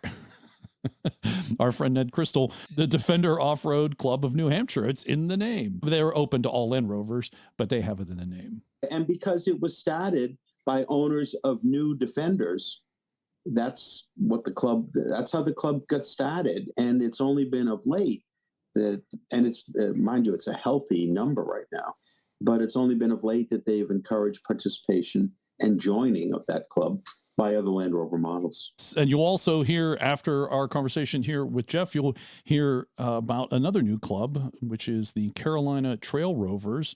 We're going to talk to Nate Kitts about how that club came up. It's not competing with the other Carolina clubs. It's an addition. There's so much activity going on, especially in the Carolinas. There's so many owners that he created a new club. So there is a positive to what's happening on the Land Rover side, especially with the introduction of the Defender back to the U.S. I certainly want to note that whether it is at events where registration is capped, such as the Mid-Atlantic Rally and the Rovers at Wintergreen, those events sold out within 2 hours. The posting online, the Maine Winter Romp, Dixon, correct me here, you were there, in last February, had 150 Land Rovers registered. And it's not capped, it's simply an enormous number compared to the earlier years of it. And people are driving considerable distances to come to Maine to just romp in the woods in snow, ice, and mud, and seemingly very happy about it. There are quite a number of events that have really grown in attendance or have popped up as new events. It's quite spectacular to me to see this. Dixon, is it similar in Canada? There's not as many events in Canada, and a lot of Canadians will go south. Like yes, the Winter Romp is popular. Romp, the main hotel, was sold out in September. Now I think there's 3 or 4 hotels being leveraged for that event. I know right now, as I look, there's 80 vehicles registered for the Winter Romp at this moment, and it's not for another couple of months. Another aspect I've seen is some of the smaller events have turned almost invitational because they can't handle the numbers. I know one event in New Jersey that it hit 60 vehicles, and it was like, no, we've got to bring it down to about 20, which is tremendous opportunity for the clubs and so on to create more events to meet this demand, but it's certainly there. And can we directly attribute that to the introduction of the new Defender? I would more say the 75th anniversary of Land Rover probably contributed more to this than the introduction of the new Defender. See, I think the new Defender increased attendance at all events. That was by virtue of creating more enthusiasts, people that are new to the brand and become enthusiasts. But they want to get out. Yeah, but I think Dixon's point about the 75th and the Jubilee creating buzz both through people attending the event and or people just being more aware because of the promotion of the event, I think that has created more buzz for all the other events. Well, the 75th gave the impetus for ANARC to be recreated. And now you've got the clubs talking to each other and advertising each other's events. And it's not small silos anymore. We're talking about different events in different places. And that certainly goes and raises awareness. Well, I guess it's hand in hand with you have more enthusiasts because you have this new model out has brought a flood of people in, and then they go to these events, they want to get out and do things, and then they get introduced to the older models, and maybe they might get interested in them. You saw this sort of thing occur each time Land Rover launched a new model. There was a time at which it was rare to see Range Rovers at events. There was a time at which it was rare to see Discoveries at events. And they are now, in many cases, the enthusiast or the collector car of choice. And they're the entry point. I mean, the Discovery 2 is still the entry point for a lot of young enthusiasts without a lot of money to be able to buy something and either refurbish it completely or limp it along like we did with our series vehicles for the longest time. Yeah, because the Discos and Range Rovers, as they get old and rusty and things start going wrong with them, they get cheap. So you can get it running and you can take it out in the woods. And if you wrap it around a tree, you're really not out much. So they're popular as trashable toys. See, the Disco is still the new series. Disco is still the new series, yeah. And mind you, when I have college students working with me at times in the seasonal work I do here on this island. And for them, even the so-called LR, the W3s and 4s are the old Land Rovers because that's what they rode around in as kids. And so when they see my Discovery 1, they get all nostalgic and all willy-wally about it because that's what they remember they had when somebody in their family had one. And to be fair, your Disco 1 in most states is eligible for antique plates. I am ready to step. I could have done that a short while ago. Yeah. And the other interesting thing I think in terms of the timing of all of the events to bring in-person events back to popularity, they were really waning for a long period there. And obviously the 75th and the new Defender very much helped bring things into the forefront. We all won't forget the lockdown and how that affected us. But I think the other thing that has been a little more noticeable to me of late is that sort of towards the tail end of the decline of the in-person clubs, almost everybody was going onto Facebook as the replacement for the clubs, and they could get their instant gratification that way. But that a lot of the social media platforms have now split apart and are very fractured compared to the way they used to be, so that there's no longer, I'll just log into Facebook and all of my Land Rover friends are there. You're apparently not on my Facebook. Yes, no, it's still huge, but there's such a fragmentation right now that when you add that in with the new buzz and having been stuck indoors, or the only way to hang out with Land Rover folks was online, just the need to get back out and get on the trails, get muddy, don't care if I break something, it's become so much more apparent to everybody. I don't know if I would say that the social media presence has been fractured or fragmented. I think it's just become so specialized that there's a niche group for every possible kind of rover you're into. Yes. That is definitely true.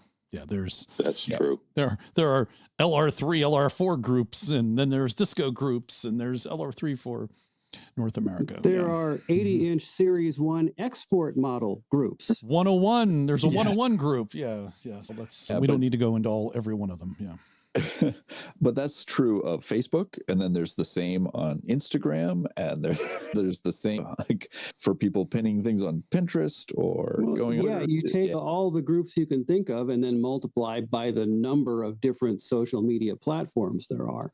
Yeah. It's worth noting also there's a new event coming up next year that Dork, because I'm saying Dorks, they're creating a new event called Rover Revival, which will take place in July of 2024. This is supporting this whole notion that there's more people in the group and they want to get out and they want to do things. And looks like Ned and his compatriots there have created one. They'll take place in Vermont. Even though they're based in New Hampshire, the event's going to take place in Vermont.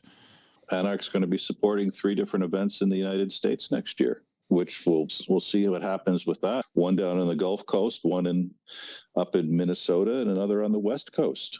This will all serve to hopefully get more people involved. Well, it's interesting. One of the things for involvement that we're seeing in every event is the fact that there are newer Land Rover models out there, whichever house of brands they belong to. Means that actually, as opposed to doing the famous Ben Smith cross-country treks in a Series 3 or a forward control, and then running up to Canada and then finally going home to California, whatever, you can now actually get in a very capable Land Rover, off-road-oriented Land Rover, and drive a couple thousand miles to an event. And people are doing it. Yes. Now, I could barely make it to upstate New York. Barely make it off the island. To be fair, east-west travel from Maine to New York is not the easiest route. No, but the point being that it is it's easier to do a longer distance event. Go to 10 events that are longer distance when you're in a more comfortable vehicle that is capable. Yes. Yeah, and to be fair, Morgan, east-west travel through your state is enough of a challenge. Yes. We've talked around the house of brands, but we haven't talked about the Discovery. Where do you think the Discovery is going in this house of brands? Because its sales, sadly, have been really cannibalized by the Defender. I think the fact that we have not yet discussed the Discovery amongst the House of Brands discussions really kind of answers your question, Jeff. Yeah, but it has been the volume brand for Land Rover. Was. It is not at the moment. I think the emphasis on has been. Defender, I think Discovery was started basically because the Defender, they weren't going to change it. And at least that's my take on it. And then the Disco was great for the North American market. And it did great here. Did great. And let's face it, they brought the new Defender back in to the U.S. market. It's going like gangbusters and selling great and everyone loves it. I think Disco has outlived its usefulness. I really do. They don't know what to do with it. They didn't anticipate, I think, what was going to happen to the Defender selling so well. No matter what they did, they put it out. People love it. It's great. Yes, there's some people that hate it. Fine. But Land Rover's moving on. This is going to sound terrible. I think you should sunset the name. I disagree. I look at it more that if you had the Rolls Royce, the Bentleys, and so on in the past, Rover was an upmarket brand like Jaguar was. And then you had Austin, Morris, and so on below. Range Rover today is going stratospheric. It's going to be your top level brand, while you get Defender that's going to be doing these things over here. And I think there is a role for a Discovery that fits below the Range Rover and so on, and is not necessarily the off-road vehicle. What's that price point? Right off, we're into a philosophical discussion it is. But it's a practical point, because the Defender is all up and down the price point. You can get it for $50,000 up to north of $100,000. And yes, the Range Rover has moved up north of $100,000 to start. Where then do you put the Disco? Two things, if I could. One, I think it's a little less the price point. The price point right now for any new vehicle is essentially in that $40,000 to $80,000 range. Doesn't matter what. Correct. I agree with that. And the other is because we're in North America, we focus understandably on the impact of various models in North America. The Discovery not only was important for the North American market, but the vast majority of its sales were in the European and or rest of world markets. So when we say, what's the role of the Discovery, we're looking at it from a very North American-centric viewpoint. I think a lot of the Defender popularity in sales, and certainly is selling the numbers that Land Rover had hoped it would do in the U.S., the popularity of it is the absence of the Defender. It is something new to the American market because it had been absent here for so long. But in the rest of the world, the Defender's presence has not been absent. It's just been replaced by a new generation of Defender. I'm recognizing that the Discovery was very important to Land Rover in the rest of the world. And that's where it was launched first. It had to get up to snuff in order to be useful for the American market, where it turned to be quite popular. But look at the Range Rover Sport. It's the biggest seller in the U.S. still. But in the rest of the world, it's really not a particularly significant vehicle, except maybe in markets like the Middle East, where gasoline prices are low. There really isn't much demand for the diesel Range Rover Sport.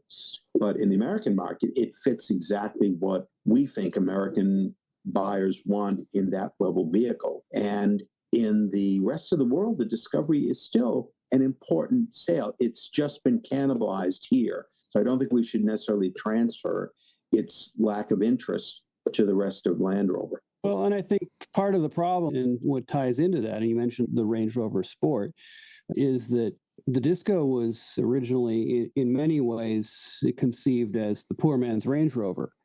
But now you have this full spectrum of Range Rovers at a number of price points. And yes, the full-fat Range Rovers are well into the six figures now. But I think if the entire Range Rover line went north price-wise, the Discovery might start to see more significance in this country as, once again, the poor man's Range Rover. But how do you make that differentiation? I don't think it's going to be material.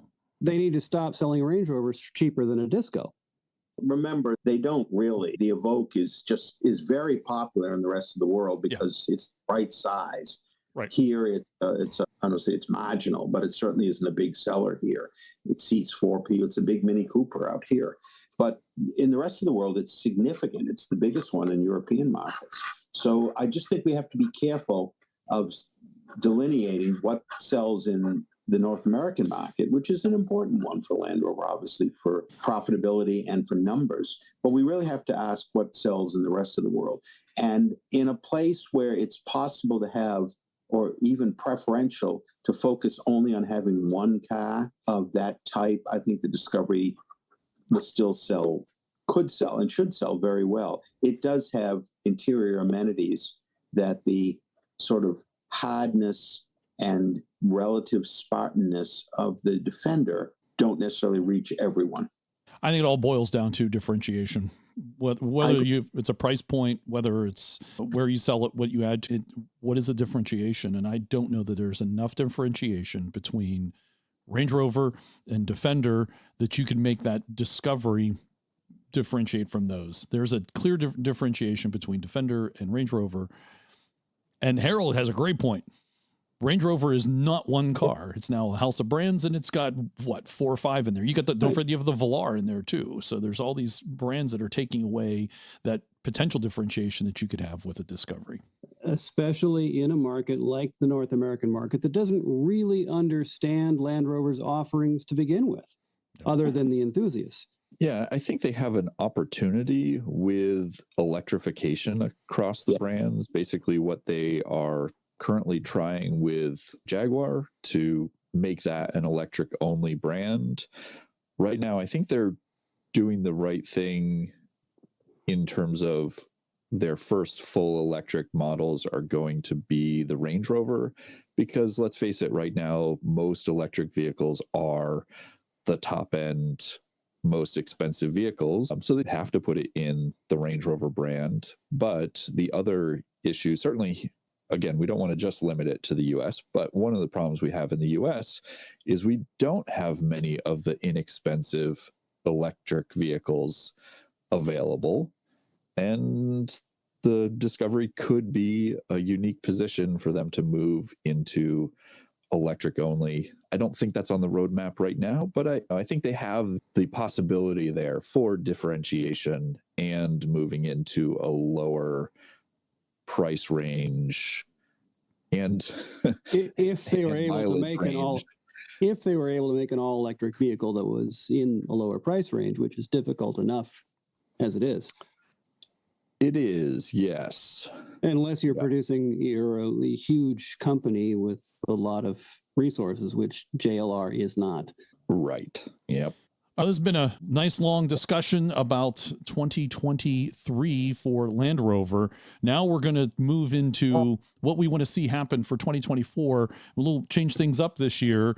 We'll end on Jeff, but we're going to ask all of us what we'd like to see happen or do, or an event you want to attend, or something you want to see Land Rover do, or JLR, whatever you want to call it, for 2024. And just because we're going to do this in somewhat of the order that I have it on my Zoom call, we're going to start with Harold. Harold, what do you want to see happen for 2024 in Land Rover world? Oh, it's really hard to think that far in advance. I'm just hoping to still breathe and have a pulse in 24. But yeah, I'm thankful in that I have plenty of things to do. People keep bringing their toys to me and asking me to help. So it's a good problem to have when you're that busy, but I would like to continue, at least activity-wise, I'd like to continue what I started. I got out more this past year, and I perhaps need to push myself a little bit to try and get out more and see people. And so that's maybe the resolution, if you will, for next year. Yeah, it was good. All of us attended the Diamond Jubilee, which was fantastic. We had the entire podcast team in one place without using Zoom. So Dixon, next up, what are you looking forward to or want to see happen? I hate the word resolution, so I'm not going to use it, but what do you want to see happen in Rover World for 2024? What I'd like to see happen in the Rover world is more cooperation between the clubs, more events, people going around and participating in more of these things and enjoying the opportunities that are out there. I hope to go and get to some of the more smaller events and so on that I've never been to. Though on a non-Rover tangent, it is the 80th anniversary of D-Day in Normandy, so I may spend some time over in Europe with another very large and old aluminum thing. That's fair. But overall, more cooperation from the clubs and more events and so on. It only goes and builds and makes everything better. How about you, Morgan? What do you want to see for 2024? Oh, like Harold and Dixon, definitely want to get out to more events again. That was just so much fun. Here in Vermont, I'm very glad to see another event appearing in taking up the place of the now defunct Vermont Overland events, because those were really great. And those were more my style in terms of just show up, camp, and then take off in the woods doing whatever trails you want. But yeah, I mean, beyond that, just actually working on my Land Rover again is a big thing for me. So that one of these years you can look forward to attending more events in your own Rover. Yes, exactly. Can't help but hope a little bit for prices of some models to come down a little bit or my wallet to get a little fatter. But yeah, that's true for most Land Rover owners anyway. Well, for me, for 2024, I'd like to see Land Rover acknowledge the heritage owners. They gave us a little gut punch, I think, and this is from corporate, not North America, certainly, but from corporate. We're here. We help to get you here, keep you on the roadmap, keep that interest up in the Defender, especially here in North America. And I think the way they rolled out that name change still kind of doesn't sit well with me and how they did that. So I think I'd like to see some acknowledgement that we're here and give us a little pat on the back. How about you, Jeff? What do you see for 2024 in Land Rover world? Well, I feel pretty positive about what 2023 was able to launch for Land Rover enthusiasts. The marketing decisions made in the UK, frankly, are somewhat irrelevant. There are orphaned brands throughout the United States and Canada where there is no more manufacturer. There's probably no more cult-like group than Saab owners. And somehow you still see a lot of Saabs running around, even though there's no corporate entity that still will acknowledge any connection with it. From that point, the Land Rover enthusiast world, whether it is formal club-based, whether it's informal social media-based, really an eager and active group. And anything that can be done to foster and reward that enthusiasm and that willingness to travel, that willingness to visit. Dixon, I always think of you as the ideal representative of this. When you can't drive to an event, suddenly you show up, whether you fly and jump in somebody's car, whatever. All this is wonderful example for the Land Rover enthusiast. There's no reason that you have to necessarily drive your vehicle. If you can't, you can show up and there will always be an enthusiast who will be willing to give you a seat at any event. I think the growth of these activities is a wondrous sign for the health of the enthusiast community. And I think that just like I witnessed at the Defender Service Awards, there's enough recognition that whatever corporate decides to call it, it's a Land Rover world, is still the leading force behind us for 2024. For myself, I certainly need to do the brakes in both cars. They are ideal for an island that's only 10 miles long and has no traffic. But when I get to the mainland with them, I've really got to improve their functioning so that I am more comfortable when the light turns red and not all panicky. And not emitting the kind of sound from the brakes that panic my fellow motorists. Let them know you're coming. For many blocks. Jeff, I see by the wood-burning stove, it's time for you to put another log on the fire. And that brings us to a close once again for the year in Land Rover for 2023. I want to thank you very much for coming back on the podcast and talking to us this year. John, thank you. Thank you to Harold, Dixon, and Morgan for allowing me to do. Congratulations to the Centresteer podcast for another terrific year of keeping us connected, informed, and entertained. You've done a great job, and looking forward to more opportunities in 2024. It was our 10th year, as a matter of fact. Yep. We are now going to 11. Thank you. Thank you, Nigel. Thanks again, Jeff. We look forward to talking with you again in another year. Same to everybody. Merry Christmas, everyone. Thank you.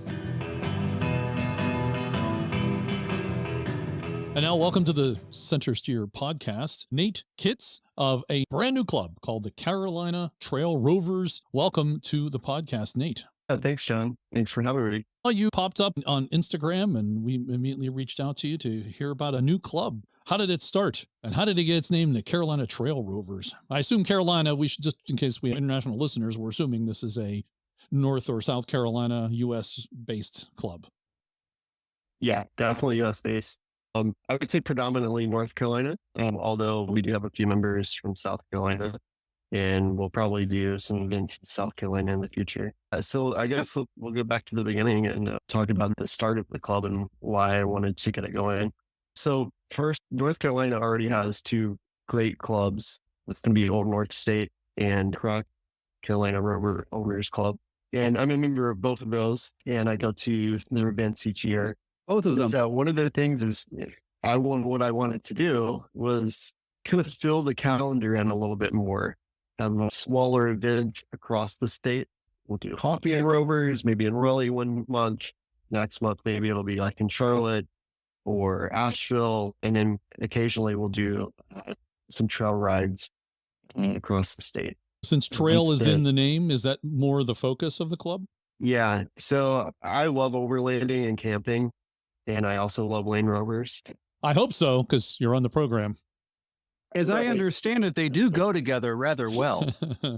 They do. Yeah. It's more or less just combining both of those loves and just getting out there and meeting other enthusiasts throughout the year and having a little something to do. So we're not focused on any large events throughout the year, just small little monthly events.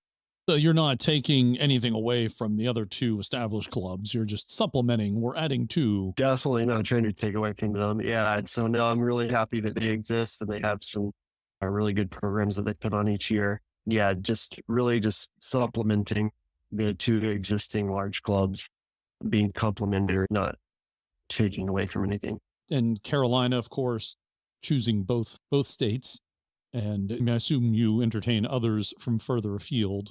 Yeah, there's some people that I haven't seen them in our events yet, but there's definitely a few members in our group that's from outside of North and South Carolina. But I would say most of the overwhelming majority are in our region. How long ago did the club start? Yeah, that's a good question. The idea started back in May.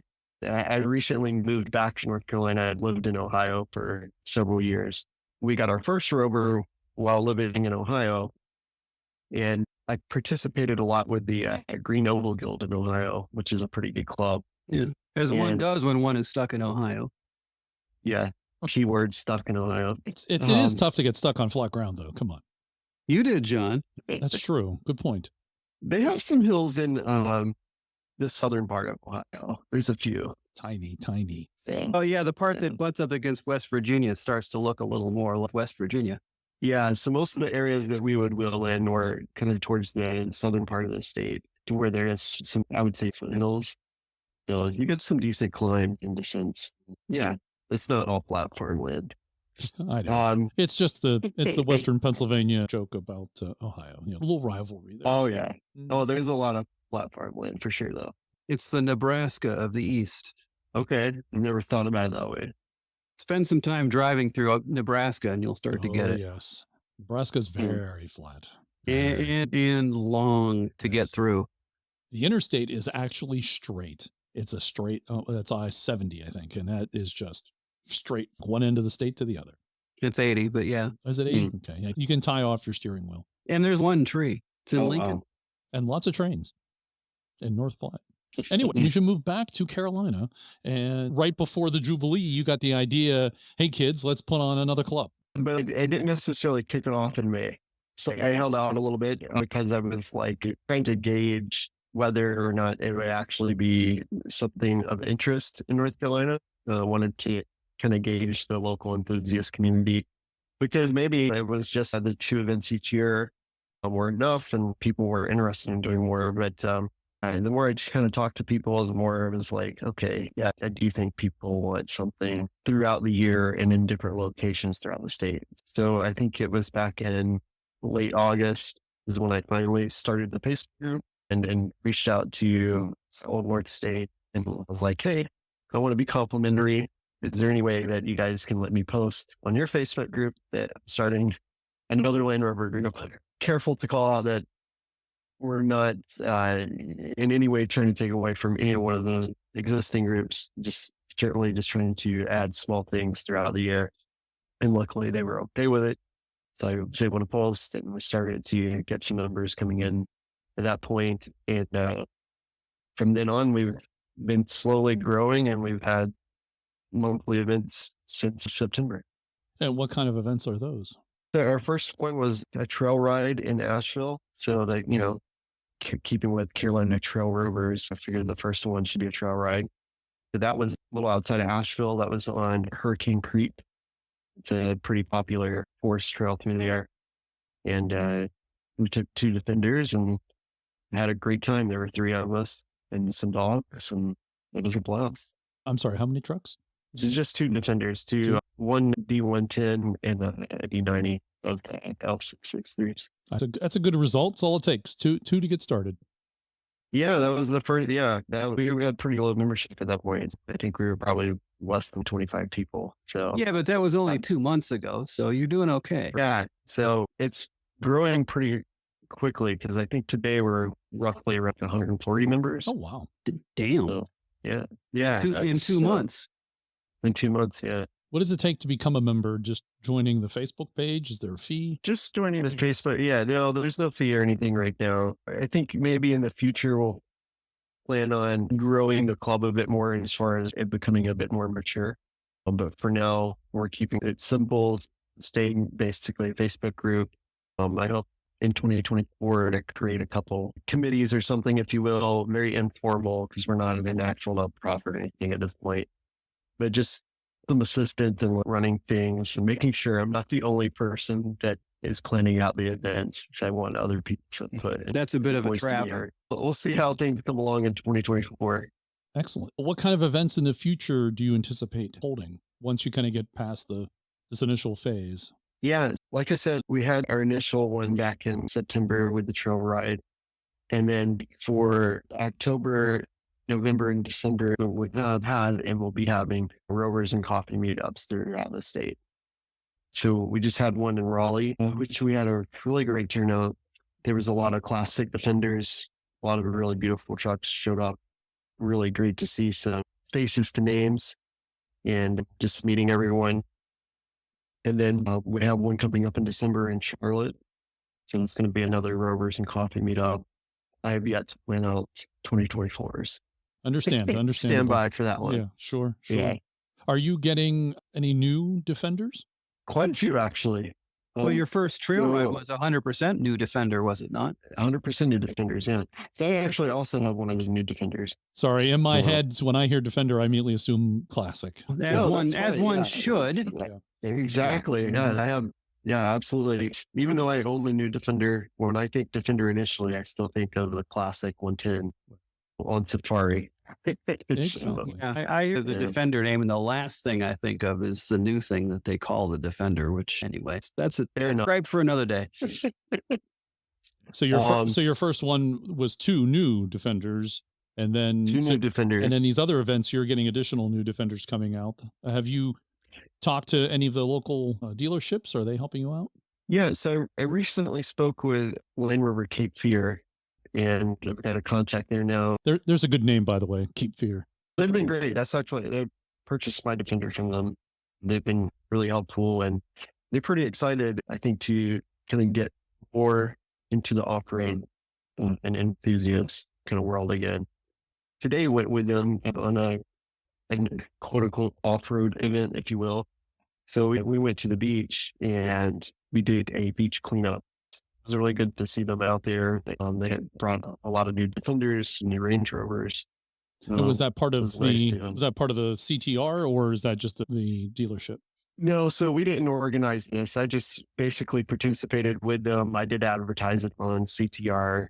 And yeah, been talking with Cape Fear, to kind of do some more things like that in the future, but specifically with CTR. We'll see how that grows. Okay. Yeah, you're lucky to have a dealership at all. There are some places that don't have one.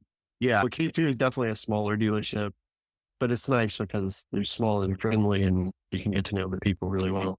Actually, question, because right now you've talked about Facebook and such, and some of the listeners are going to be more troglodyte and be only email or website.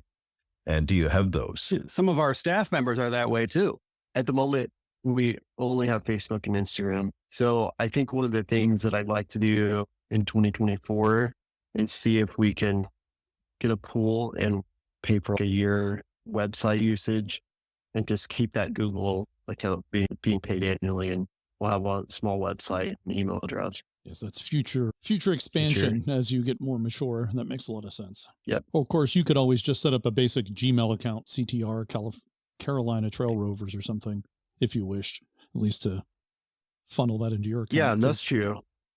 Yeah, I'll look into that here shortly and see which makes more sense to go ahead and get the whole package or just create the basic Gmail. Yeah, I don't think Google does websites anymore. I heard that recently. Oh, okay. Yeah. Shut down a few. Yeah. There's a couple of the Rover ones, like the Range Rover site with all that sales stuff that went back to the 70s. That one got shut down. And then there was a Series 1 that's vanished, unfortunately. What other future plans do you guys have? Anything more concrete as you mature the organization? Yeah, so we have, there's a few trail rides and stuff that I can think of that I've talked with a few members about, and they're in the planning stages at the moment. So one trail ride that is, or overland trip, I should say, that is somewhat in the works, although at the early stages, and we'll probably try to do this in spring 2024. It's called Peaks to Shore.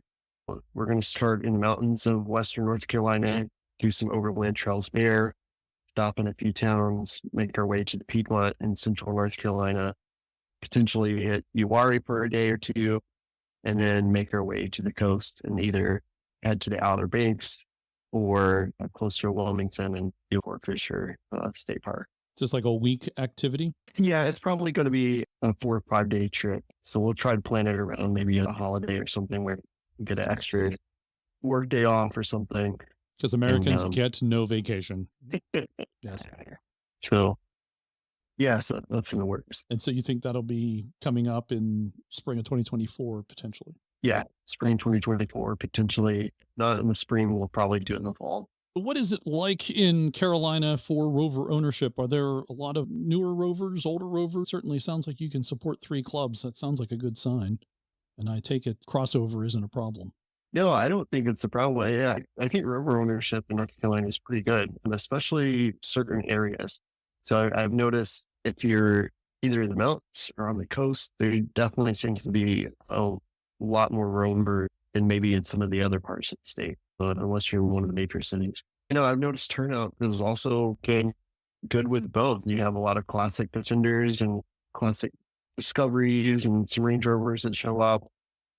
And there's also been surprisingly a lot of new Defenders I've seen starting to show up and stuff, which is good. Because I thought I was going to be the only one. So, especially seeing some of them drive around town. It's like, yeah, they're not taking that off road. But then we get to some of the events, and there's surprisingly quite a few. And I'm glad to see people starting to use them. So tell us about your new Defender. Interesting stories. I had originally put in an order for a new Defender that was going to be a base model, steel wheels, as basic as I could get it, kitted just for overlanding, coil springs, no air suspension. And at the time, it was just taking forever to get. They didn't. That wasn't making them as much money as the other ones. They weren't going to ship you one. No. I mean, I was literally told like it was going to be like 18 to 24 months. Yeah. And 4 months into it, I was like, okay, I'm tired of waiting. Land Rover Cape Fear happened to get my Defender that I purchased on the lot, which was not the one that I had ordered, but it's totally a different build. This is the X Dynamic HSE. Going the other direction, you are. Yeah. All air, all the time. Yeah. I love the color combination of it on the outside, though. What is it? And so I think that's good. It's white with a black roof on it. Oh, nice. Yeah, that was a good combo. Yeah. I think that look and it being immediately available is what sold me. So I think that immediately available was the big thing. Yeah. The immediately available was definitely the biggest driving factor. Yes. Sometimes you have to compromise on the right truck to get the right now truck. But I've been making it into the right truck slowly. It came with basically the street tires and all kind of stuff that was not really kitted for overlanding and utility use. You really never want to keep the tires the dealer gives you anyway. So that's just something that's a given. So we made some upgrades. We put the bash plate on it, put some beefed tires on there. And then I've been honestly trying to use it as if it was a classic Defender in a real truck. I've hauled 1,000 pounds of dirt in the back of it. I towed trailers. I used it for camping and overlanding. It goes everywhere. Used it for its intended purpose. Really exactly. Yeah. I think the quote was, he's used it as if it was a real truck. Yes. There you go. Yes. Are you're gonna keep it a air suspension truck? I think I probably will keep it air suspension. I was very apprehensive. That was my one big thing, is that it had air suspension. I was really nervous about accepting it because it had air suspension. I'm going to say, I looked at how it's built and it is not as complicated as I thought it was. And it's built pretty robustly. I actually even had to make a field repair at the Mid-Atlantic Rally.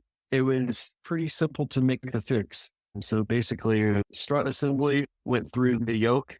A little bolt had come loose and it vibrated through. That's not good. Yeah, no, it's not. So it was hitting the CV axle. I immediately heard it. So I was on my way to Mar. I was like a mile from the entrance and I was like, what is that grinding sound? And I felt the truck kind of dipped to one side. So there was a church parking lot. I was able to pull over and take a look at it. And with a ratchet strap, I got it up about an inch, kind of limped over to Mar. And luckily, I saw Lucky 8's booth and Justin was outside. And within 10 minutes, got everything straightened back up with 2 crowbars. And excellent. So the air suspension's it landed hard to work with as I initially thought it was going to be. The weak link isn't usually the suspension hardware. It's the computer that's managing it. Even that stuff's gotten a lot better since the days of the P38. Oh, for sure. Yeah. And that's also the reason why you didn't get the one you originally wanted, because all those chips were going to the air suspension press. Right. Are you mainly overlanding or you're taking it off-road? Is it your daily also? It's actually not my daily. So I remote work and my wife and I split kind of what was her car. The Defender we use mostly just for overland trips. So she has a Discovery Sport. Oh, nice. And that's actually what got me into the Land Rovers, was getting her Discovery Sport. Oh, yeah. So, that was one of our usual questions. Yeah, you're anticipating. Yeah, does that mean you're an all-Rover household? We are. Yep. We love Rovers. Yeah. Impressive. And she has a very unique Discovery Sport, too, because we modified it. Do tell. So we got the Discovery Sport. We bought that at Land Rover Solon. I'm not sure what they call it. It's in Solon, Ohio. It's right outside of Cleveland. We did the Land Rover experience, and I was like, oh my gosh, I love this. I need my own Land Rover. In the Disco Sport, you did the experience? In the Disco Sport, nice. Yeah. We took the Disco Sport to Biltmore and had a blast on the trails with it. So another Facebook group that I actually started, it's not really a club, it's just more a group for Discovery Sport owners, Land Rover Discovery Sport Off-Road. Connecting with some of those people, I found that there's actually a suspension lift for it. You can get skid plates, and we put off-road tires. So we went and bought all of that, kitted it out, that little thing has surprised me for what it is. Its capability with a few minor alterations, it's pretty unstoppable. What is that? I can't. Oh, Freelander parking. That's Yeah, what I it see is. that. That's Okay. what it is. It is. It's The the Freelander disco version. It's the disco Freelander. It is the Yeah, definitely. successor to the Freelander 2. David Short, who is president of Rove, would be very pleased. He also has Disco Sport. Yes, I took the Discovery Sport last year at the Mid-Atlantic Rally, and we did most of the trails there. That's impressive. Yeah. That's impressive. Excellent. So how did you get the Disco Sport? When you married your wife, did she bring the Disco Sport? Was it hers, or is there some other way? No, so we were already married, and at the time she had a BMW 3 Series. Not quite so Wanted good for an SUV. overlanding. Not quite so good for overlanding, no. Although it was the all-wheel drive version, maybe we could have. Oh, so it's capable of driving in a straight line. Okay, that's a plus. That's true. Yeah. It was for Northeast Ohio winters. It actually did pretty well. Okay. Because the rear-wheel drive 3 Series spend less time pointed forward than any other direction. Those I things can love see to that. spin. Yeah. Yeah, my first car was a rear-wheel drive Mercedes, and I can remember how that thing handled. So, yeah, I'm sure the rear-wheel drive 3 Series would be very similar. I bought my first car in the middle of winter in Minnesota, and it was a Triumph TR4. So All right. We love the 3 Series, which wanted the SUV, and good choice. they had a good deal on the Discovery Sport, and So we that both liked it. That's your Yeah, very it's- first Rover between the two of you? It is. Yeah. Excellent. Excellent. That's good. Not our first Overlander, but our first Land Rover. All right, so let's hear that story. Yeah, our first Overlander was actually a Volkswagen Touareg TDI, the diesel. Nice. We had it for several years. Had a 2-inch lift, back sliders, skid plates, KO2s, the works. It did really well. We took it on the Daniel Boone Backcountry Byway. We did an overland trip around the entire state of Michigan, following the coastline. That was a fun trip. Yeah, it went mostly through the southeast and the east, and parts in the Midwest, walking, camping, and overland trips. Was that Touareg the first overland or off-road vehicle? For me, yeah. Okay. Although I grew up with other people that had some stuff. My dad had a Toyota J Cruiser, one of the old school ones. Oh, nice. Those are cool. Those are cool. Yeah, he loved it. And it always reminded me of the safari vehicle, kind of had that similar look to the old school Defender, the classic Defender. So Yes, what I you're think he saying, actually is it wanted- reminded you of a proper Land Rover. It did remind me of a proper Land Rover, yeah. Because that's And I what the think Ken Land too, Cruiser but was it's a hard to find Japanese those. knockoff. Okay. It was. You know, It was. It was. Yeah, Come that- on, there's no argument. It was a Japanese knockoff that of the was Land Rover. Toyota's foray into that. They out Land Rovered Land Rover. Mm-hmm. Yep. Just started every time. So Yeah, that's how they outdid it. Yeah. So they made a Land Rover that didn't break. And there you go. And it was cheaper. And the Miata was the best British sports car the British never built. I never thought about that, but okay. Yeah. And then Honda for a while there sold a British Discovery. That's correct. They rebadged the Disco as the Trail Crossroad. Crossroad. That was it. Never came here though. Was that a D1? Yep. Mhm. Yep.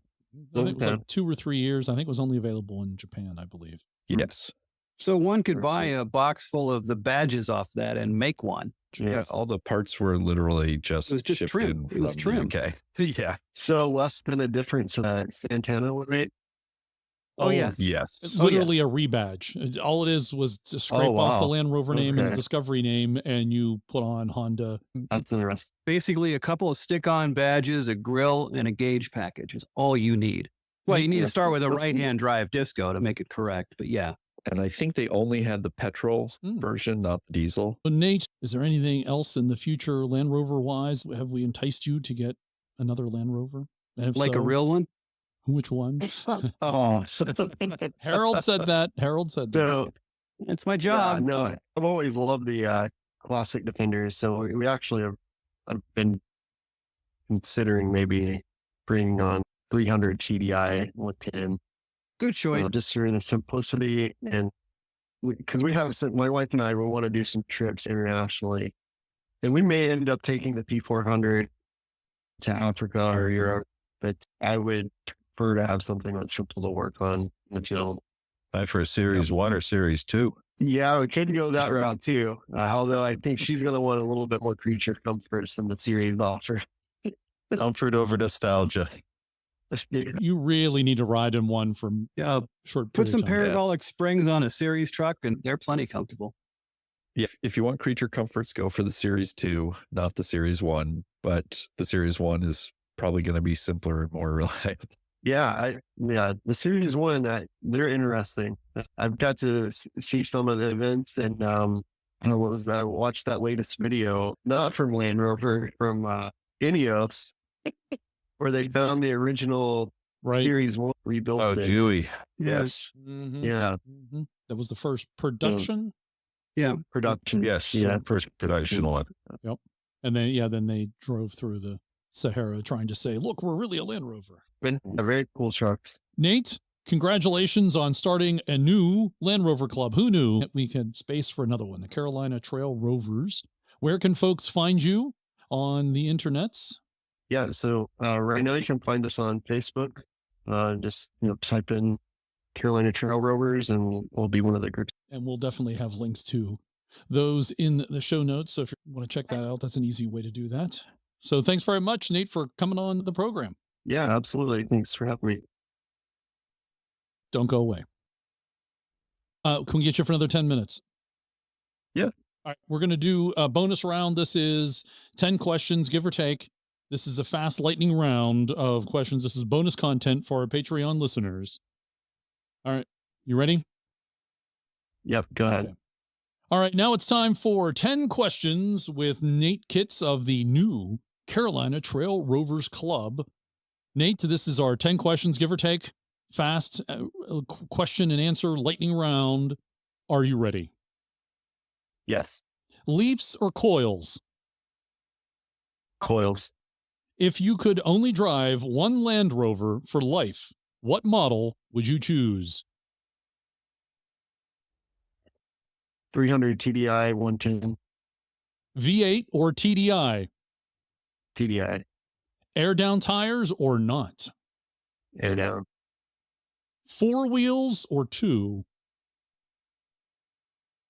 4. Okay, folks. Just checking. We're trying to trip up any secret motorcycle people. They're out there. They are or out there. Stuntmen. That's a good Can one. make it a 6x6. That's true. That's true. Oh, no. No, that's a lot of work. Yeah. And a lot of money. If you could not drive a Land Rover, what would you drive? Probably Toyota Land Cruiser. All-terrain or mud-terrain tires? Mud terrain. Fix it yourself or pay someone? Fix it yourself. Bucket list, overland, or off-road destination, or journey? Overland. I like a place. He wants you to name. Individual. Namibia. Have you converted anyone to Land Rover ownership? I'm trying to get my best friend. He drives a Jeep right now, but he's been to almost every CTR event. So. Excellent. Good luck. Good luck. We'll do. Thank you. He can listen to this and it'll help to convert him. Yeah. Final question. 10 questions, give or take. Lightning round. Freelander. Mighty or mightiest Land Rover? Oh, mighty for what it is. Oh, excellent. Excellent answer. Thanks very much, Nate, for doing 10 questions. Appreciate it. Absolutely. That's it. Happy? Good? Cool. Redo anything? You Yeah. happy? I'm surprised you didn't say Freelander would be mightiest as long as it was the Freelander 3 in your own driveway. What should have been called the Freelander 3. Yes. Good point. Good point. All right. I do call it the Freelander 3, by the way. Do you? Nice. Yeah. As you should. That's great. Yeah. You need to get stickers made up. And I don't take it as a put down either. I have no problem with the Freelanders. You just gotta understand how that vehicle cooperates. It drives differently than the other Land Rovers. Is the engine still transverse mounted? Yeah, it is. Okay. It's a 40 kiloboost, 2.0 liter. Then have you put off-road tires on it? Yep. We have Falcon Wild Peaks on it. And they're 31.5-inch tires. Nice. Ooh, nice. It's got a 1.5-inch wide box suspension with it. And from front to back, rival skid plates. They're aluminum. Is that coil sprung? Yeah, they Disco Sports coil sprung. Okay. Couldn't remember. Excellent. Yeah, well done. it does well great. done. Thank you. Who ended up with the Freelander floor mats? They might need a new home Oh, that would be good to for be him. modified to put Yeah. in the Freelander 3. I had a Freelander and I had Freelander floor mats, and I finally gave them away at the Jubilee. I don't know where they went. You stuck Dixon and Ike with them, so they're Oh, very probably perfect. catching oil drips somewhere. Yes. They are actually in the 1951 Oh, Nice. excellent. right now. That's why Excellent. Dixon was biting his tongue. Yeah. In as in your feet are on them whilst driving, or are they just in the back somewhere? They're actually in the right. Well, there's all 4 of them. They're in the back right now. You couldn't put them into the driver's footwell because the pedals go through the floor. I'd have to cut holes in them. Yeah, but the back ones were Uh, were like Right, the back squares, one right? would fit there. Yeah. Interesting. Nice. All right. Well, thanks very much. Appreciate it, Nate. Thanks for taking the time. Good luck with the club. Yeah, absolutely. All right. Yeah. Thanks, guys. And if you Much. come up with stickers, send me one. I do have stickers. Yeah, I can definitely send you one. Cool. Yeah, Yeah. I'll send you some podcast stickers. You can send me some Carolina. Definitely, Rovers if CTR. when you get to the point of doing your mountains to coast kind of trip and want to do a postmortem of that or something, let us know, because that sounds great. Yeah. Or maybe Yeah, I'd love even to. give us 5 minutes to promote it before it happens, and maybe we can help get you some more attendees. Oh, that'd be perfect. Yeah, Yeah. absolutely. Yeah. And when do you Yeah, play? this is definitely not a one-time kind of situation. We want to hear from you. Only again. once. That's it. No more. You had your turn. no, That's right. You had your turn. That's it. You had your turn. Now go away. That's right. And don't bother All right, listening to the guys. show. That's right. Okay. All right. Thanks very much, All right, Nate. thanks, gentlemen. I appreciate it. We hope you enjoyed show number 129 for December 2023. Thanks to our guests this month, Nate Kitts and Jeff ARONSON. Appreciate them coming on, talking to us this month. And also thanks to Harold, Morgan, Dixon. Thanks for coming on the program as always. And of course to Pax for his production support. Morgan wasn't able to join us for this podcast, but I'm sure he sends his best wishes to everybody for the holiday season, as I do. Happy holidays to everybody. Oh, happy holidays. It's always an enjoyable time to be here. And 2 special mentions. OVLR has been publishing a monthly newsletter magazine since 1984, I think, Dixon. The newsletter has gone from typewriter, scissors, and tape to desktop publishing and PDFs. Dixon will send us a copy every month. And you estimate, Dixon, that with next month's edition, the newsletter will pass 7,000 written pages. That is correct. There's been 464 issues so far. It's pushing mailbox size limits, but 7,000 pages. Bear in mind, there's only 5,000 pages in a box of photocopier paper. So that's, if you've been a member of the club since 1984, you've got one hell of a pile of paper there. That is a lot of paper. And yeah, you're right. It does impact one's inbox because Gmail always yells at me. Well, That's like 500,000 words total count, isn't it? I don't know what the word count would be. It would be huge. I'm just guessing, but maybe my math is wrong too. But if you watched it this year, there was 124 pages of for sale ads of series vehicles and such in North America, which accounted for, I think, 471 individual series trucks people came across and sent to us to be published. It's probably the only central place for If you want to find a series truck, okay, albeit the ads come out once a month, but there's a one resource to show that they're not as rare as you think they are. I wonder what the sell-through on that was. No idea, but great place I guess to find since you're something not getting paid, you wouldn't have any reason to track that. No, and if it looks like it's a duplicate, the only time we'd reprint something is if there's a significant change in the description or the price. So if you progressed from typewriters and scissors and tape to PDFs and desktop publishing, does that mean you skipped over the mimeograph? No, it was actually, they used Gestetners at some point. Xerox, it was offset printed. It's been printed probably in just about every way you can think of. The club searched what's the cheapest way to get this thing printed for the year. No, not woodcuts. Okay, that's a different one. That'd be expensive. Nor movable type. Yeah, but the pictures would be pretty phenomenal with woodcuts. Those would be woodcut picked photos would be really cool. I want to know how you come up with so much for every edition. It seems to get bigger every time, every month. It's more and more pages. We averaged 52 pages a month this year. Wow. It becomes a continuous process. Yeah, it's not all text either. There are lots of pictures. Not all text. There's pictures and so on in it, but there are regular contributors like Steve Owen, who's been on this show, and some of the other people that have been here that are writing articles about what they're doing and so on. How to fix this, how to fix that, how to plan for an 800-mile drive in an 80-inch. If you want to try and do something like that yourself, it's good reference material. Bill Cooper talked about how he did the Bob Toy expedition. It's one thing for Steve to plan for 800 miles. Then there's Bill who did 3,500 miles. And for our listeners who may not be familiar, how does one get a copy of the newsletter? You need to be a member of OVLR, which is the Ottawa Valley Land Rover Club. Is that right? That's right. And it's just at ovlr.ca. Or if you drop one of us on the Centresteer podcast an email, I'll happily send a sample PDF out to you. Absolutely. Yeah, I'll send that right over to you, Dixon, to take care of. Yep.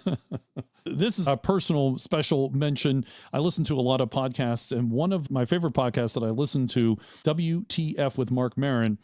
This month, I actually stop and listen to the host read ad because it was Mark read an ad for the Defender 110. It was just stopped. I was like, oh, wait a minute. Were you driving at the time? I was not. Did you hold up traffic when you stopped?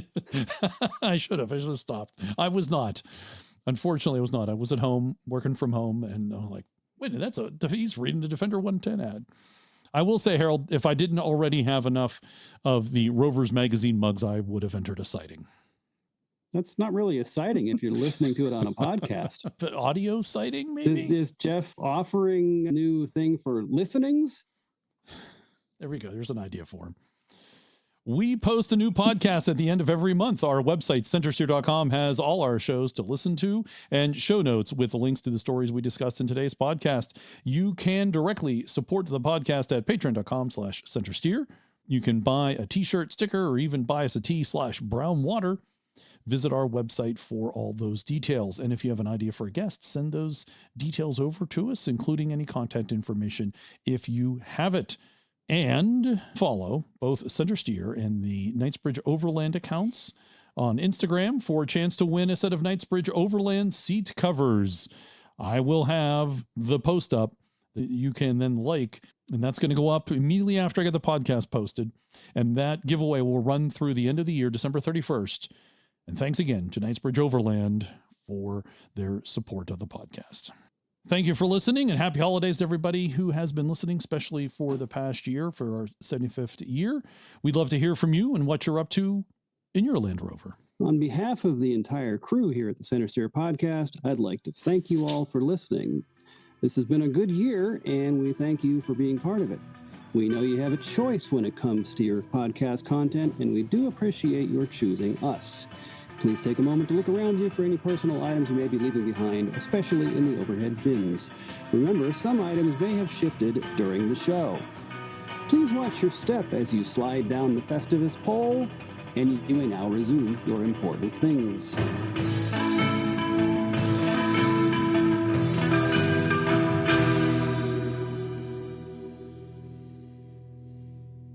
Looks like Jeff has walked left away, the building. so Just walked away. That's it. That's the end of the show. Thank you, Jeff. Jeff has left the building.